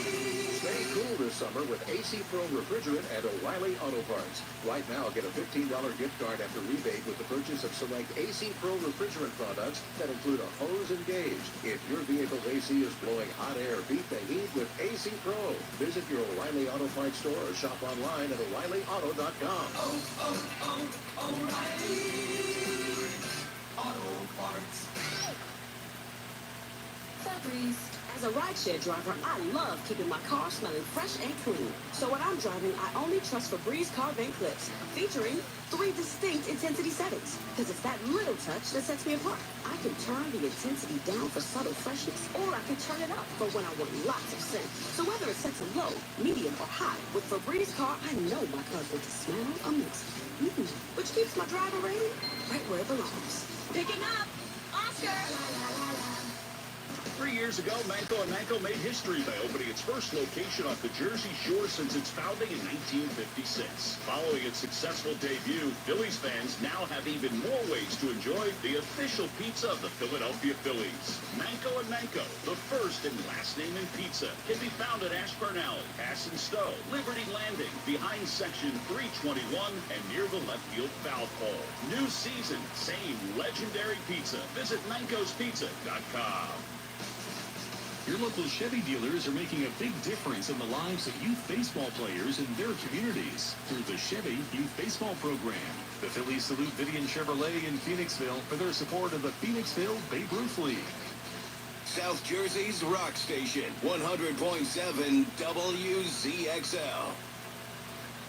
Well, not a safe situation, but the Phillies not interested in letting this game get away. Plus, their closer needs work. Joan Duran coming on with a 4-run lead. And Duran trying to finish this one out. Phillies have a 6-2 lead. And Duran will take over on the hill. Tomorrow, a 4:05 start time.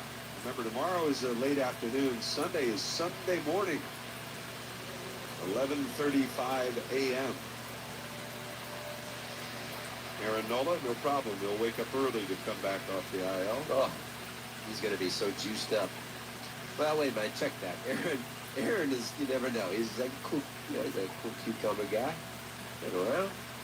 Tomorrow it'll be Taiwan Walker against Cade Cavalli, right-hander. And the first pitch here in the bottom of the ninth, a splitter to Paul DeYoung that misses outside. And Duran, 1 ball and no strikes. And not a saved chance.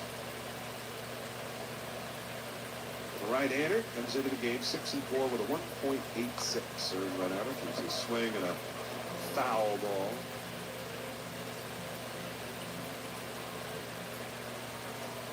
Brewers have erased that early lead. They lead 10-8 in Cincy. Mariners lead 10-6 in New York over the Mets. There's a swing and a miss by DeYoung. So many runs. I mean, those 2 games. Why is it so easy for these people? And it's what's going on? Where's the secret? 1 ball, 2 strikes. Wind up in the pitch. Swinging a ball back, and it hit Duran and goes into the foul ground on the first base side. Now Duran is limping. It hit him somewhere on the foot or the ankle or the shin somewhere, and he's having trouble standing upright right now. Initially, I thought it might have caught the bottom of his cleat, but where did that get him? We're so high up. We got to see a replay. Oh, ankle. Outside of the right ankle. And I got him good. Like right on that ankle bone is what it looked like. And initially went after it no problem, and then by the time he got to the foul line, it was limp city. He was struggling just to get to the baseball. DeYoung is aboard at first base. And they're going to get some action going in the pen, or the Phillies. I think they got to get somebody else in here. They're going to have to. I mean, it's his, so it's his right ankle, which is the one he gets up to his release point, supports him. That ball was hit 94.1 miles an hour. So you imagine a pitcher that throws 94 to 95 hitting somebody that's a hitter. He gets smoked right on the outside of that ankle. Well, Rob Thompson made a motion into the dugout to signal who they wanted to get loose. I think he was saying David Robertson. He kept motioning curveball. And D-Rob ran towards the gate and was looking out to see if he was being called upon. I think it is going to be David Robertson to get loose. Duran is still being supported over there by the Phillies trainer, Joe Roush. And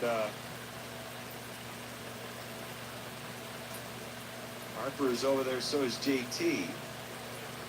And he's trying to see what it feels like to keep putting weight on it.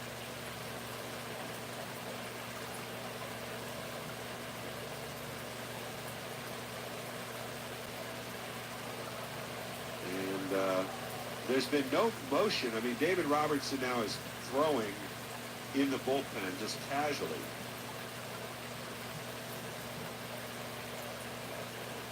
And Doug Eddings, the plate umpire, going over that. I mean, I think you just take. Yeah, I think you just get him out here. Just go check it out. There's nothing about that spot on the ankle or shin down there that doesn't hurt. It always hurts. It's all bone. Yeah. I mean, it's just. Oh, looks like now a member of the Nats. Well, you could almost take him out through the Nats dugout. Training staff, yeah. Or get the cart. Yeah, I mean, they've been driving this bullpen car around non-stop here tonight, even though no relievers ever use it. I think it would be best, to, if they take him out, just get a couple guys on the side, and he's not too interested in moving, is he? And now, I believe that's Paul Buchheit, who just jogged out. And the rest of the Phillies infield starting to come in. And again, there was right at the bottom of the shin, that ankle bone, and on the right leg.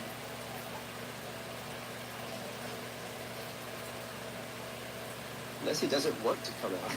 Well, I mean, Duran right now wiping his face with a towel, wiping the sweat off his face and toweling off. He's I mean, he's not moving anywhere. I don't know if they're not wanting to move because they want to get the cart for him, so they're just telling him to stay put. If that were the case,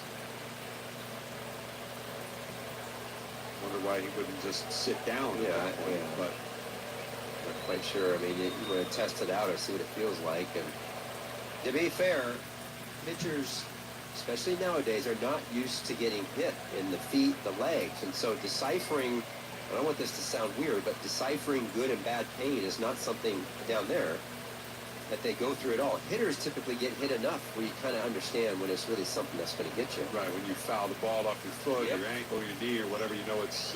You absolutely know.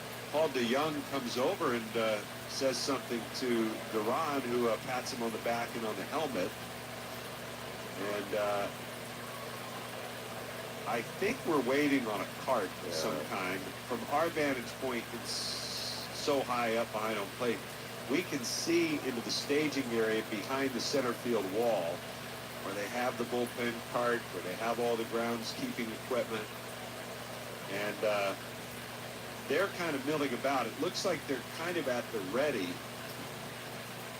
to come out through the center field gate, but and meanwhile Robertson still warming up, but hasn't officially been pulled into this game yet.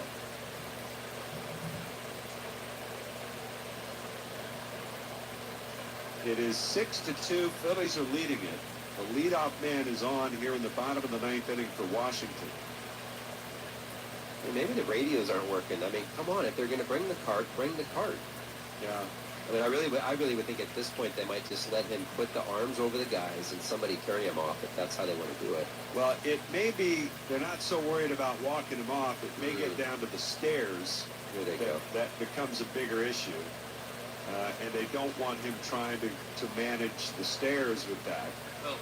And now they've opened the gate, and they're going to bring the bullpen cart out. This the golf cart with the Nationals hat on top. And are people booing?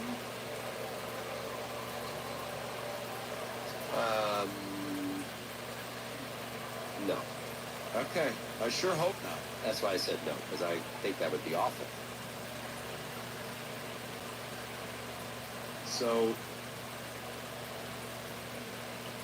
Duran, obviously a huge acquisition for the Phillies, and the Phillies will be holding their breath here until they get some results on the imaging, which he no doubt is on his way to do right now. What a shame.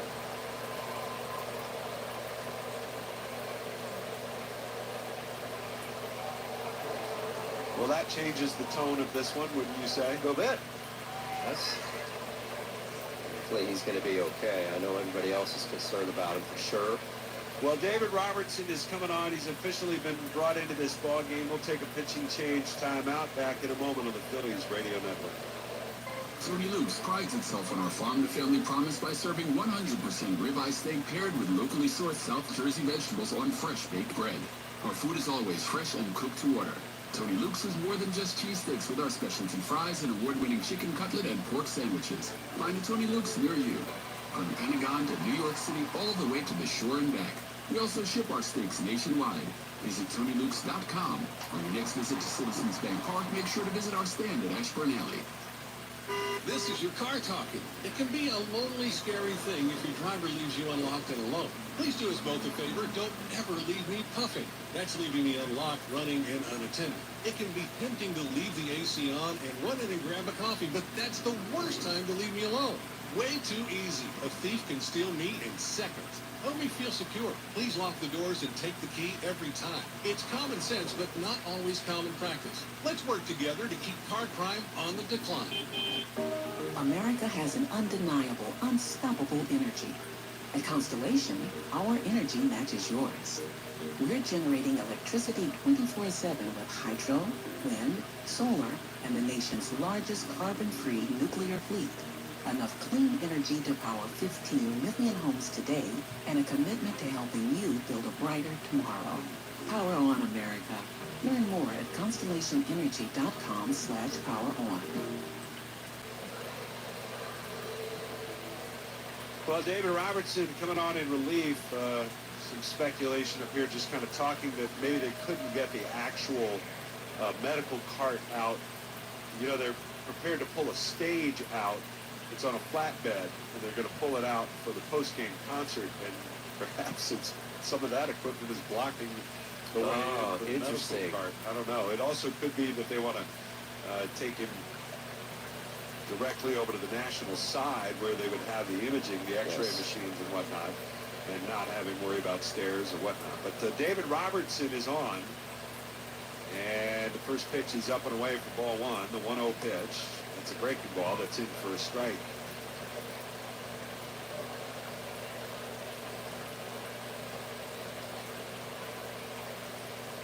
One ball, one strike to count.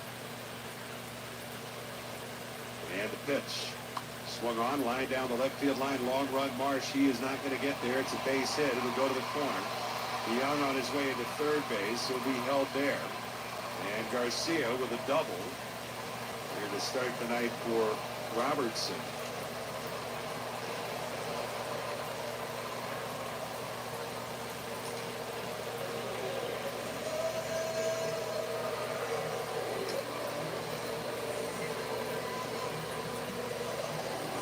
So,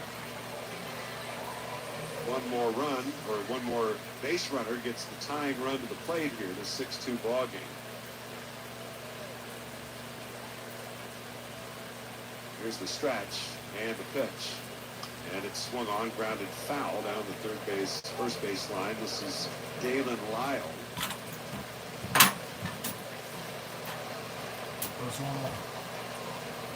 Lyle tonight with a home run off of Zach Wheeler back in the fourth.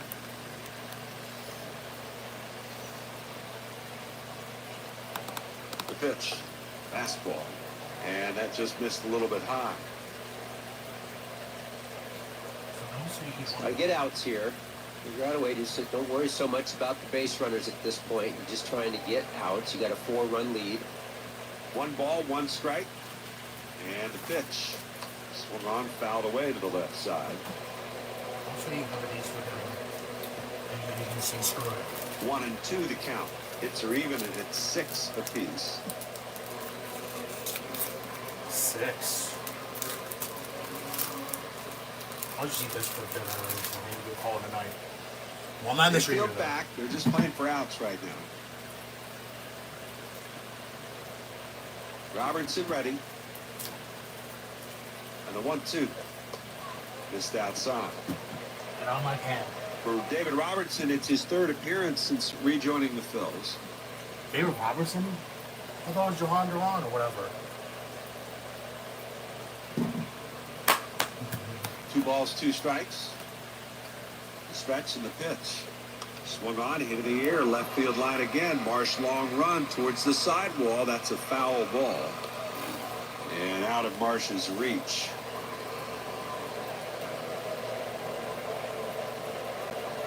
Two balls, 2 strikes. David Robertson, who picked up 6 saves as a member of the Phillies back in 2022.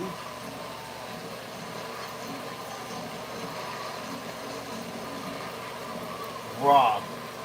Picked up a save in the World Series, Phillies, in 2022 as well. It was an adventure. 2-2. Swinging a foul, pulled down the Rob. first base side. On the wall was on the mound, at and the he far end of the hit Nats the line on dugout. his foot.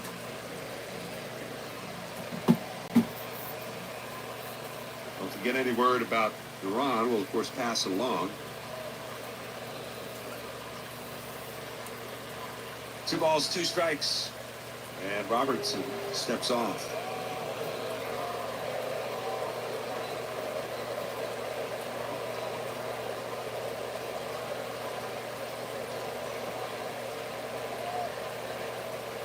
The pitch. Swing and a miss. He got it. Strikeout there. The official score says this is not a save situation for David Robertson. Oh, okay. Which totally doesn't make any sense to me. I always thought it was with a guy on. If it's a 3-run lead, it's a save situation. Yes. With no, to start the inning, it's a 3-run lead. It's a 4-run lead with a man on. Yes. So the tying run is in the hole. But I think they believe if you don't start the inning, the tying run has to be on deck. Is that what it is? Or is he swinging a foul ball back to the screen? Oh, I see what you're saying. Because he came in. I mean, if you come in clean, 3-run lead, you got to get 3 outs. Yeah. I mean, there's nobody out in the inning when David Robertson took over. 0-1. Swinging a line drive towards short, caught by Turner. And there's out number 2. Well, I will give him my own save if he can get another out here. You will? Sure. All right. I mean, I won't go down in any books or anything. Just, I'll tell him on the bus tomorrow if he can get this done.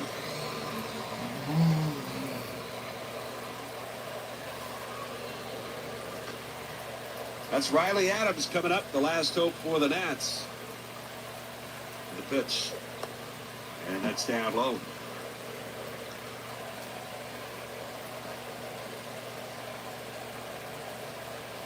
Seems to shortchange a guy who still had to get 3 outs. I know. Yeah. The pitch. Adams takes a called strike. Although the official score tonight has changed his mind on a few things. Wild pitches versus pass balls, a couple of those. Right.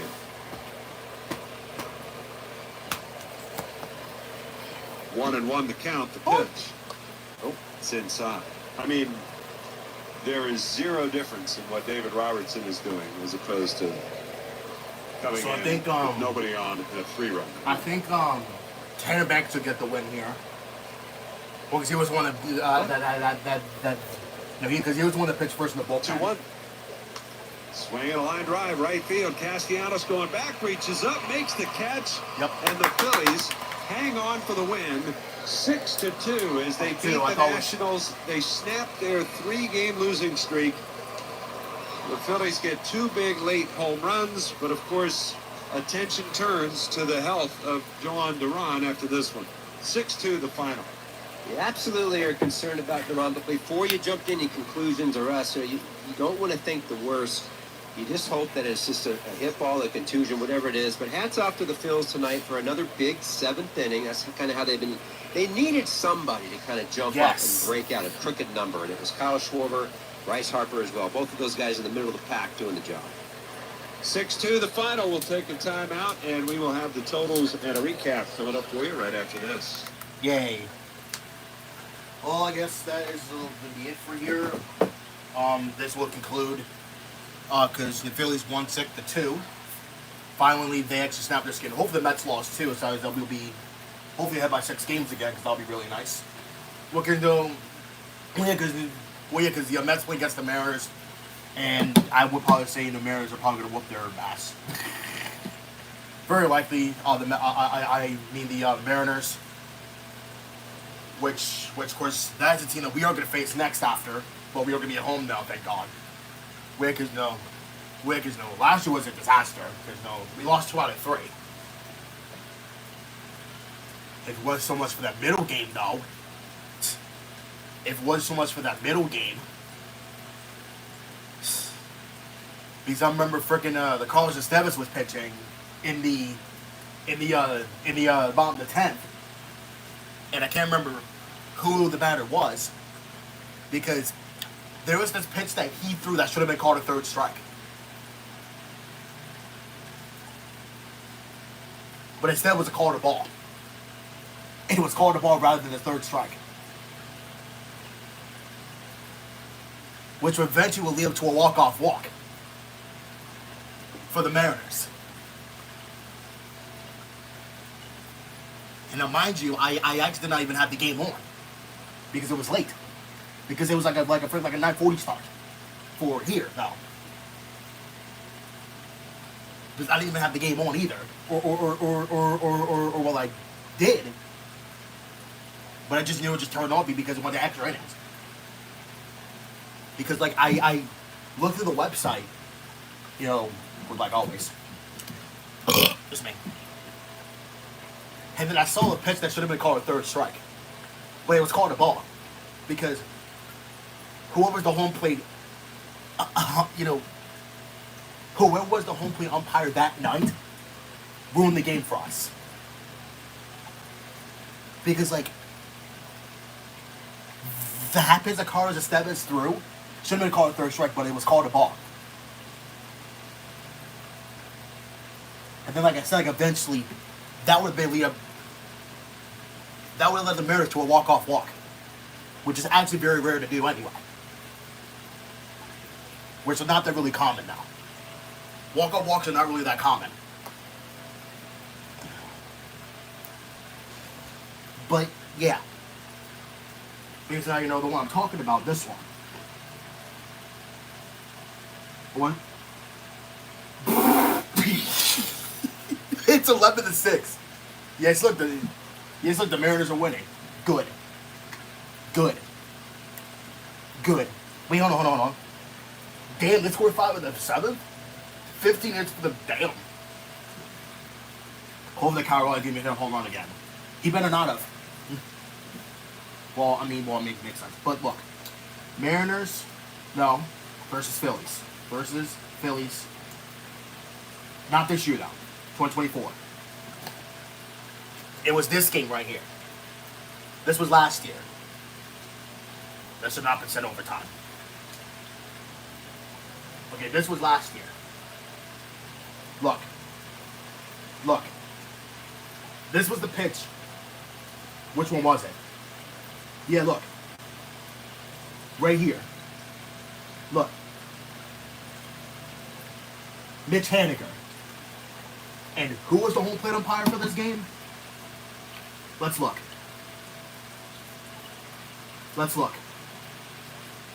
Who was the home plate umpire for this game? It was Ryan Wills. He was the one that ruined the game for us.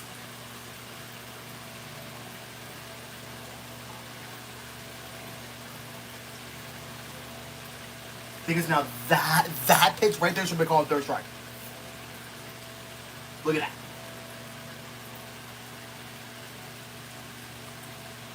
Look at this. Look where that pitch was. Clearly in the strike zone, correct? But it was called a ball. It was clearly called a ball. That should be called a third strike, but it wasn't.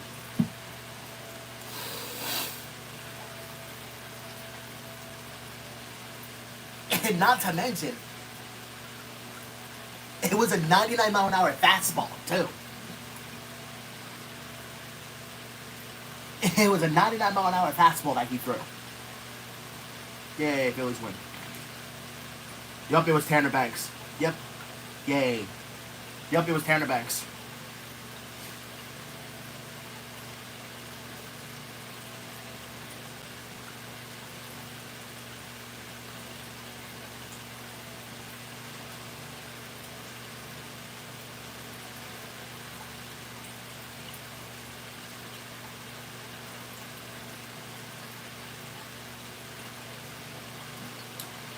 I hope that Jordan. I hope that Duran's okay. That's all I got hurt. Oh shoot! I should turn my camera off.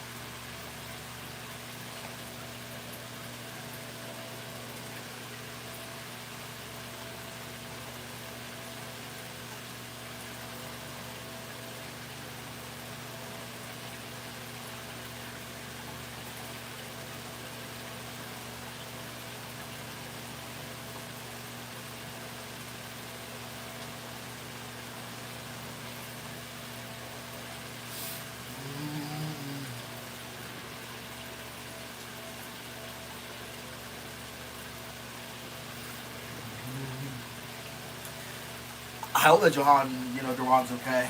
But, well, guys, I'm gonna go ahead and end the stream here. So, I'll see you guys tomorrow for a stream of Saturday, and I will hopefully see you guys then. So, I know I'm in the stream here, early, but I, I have to go to bed early. So, I will see you guys tomorrow for a stream of Saturday, and I will hopefully see you guys then. So have a good rest of Friday night. Yeah, that's always peace and out.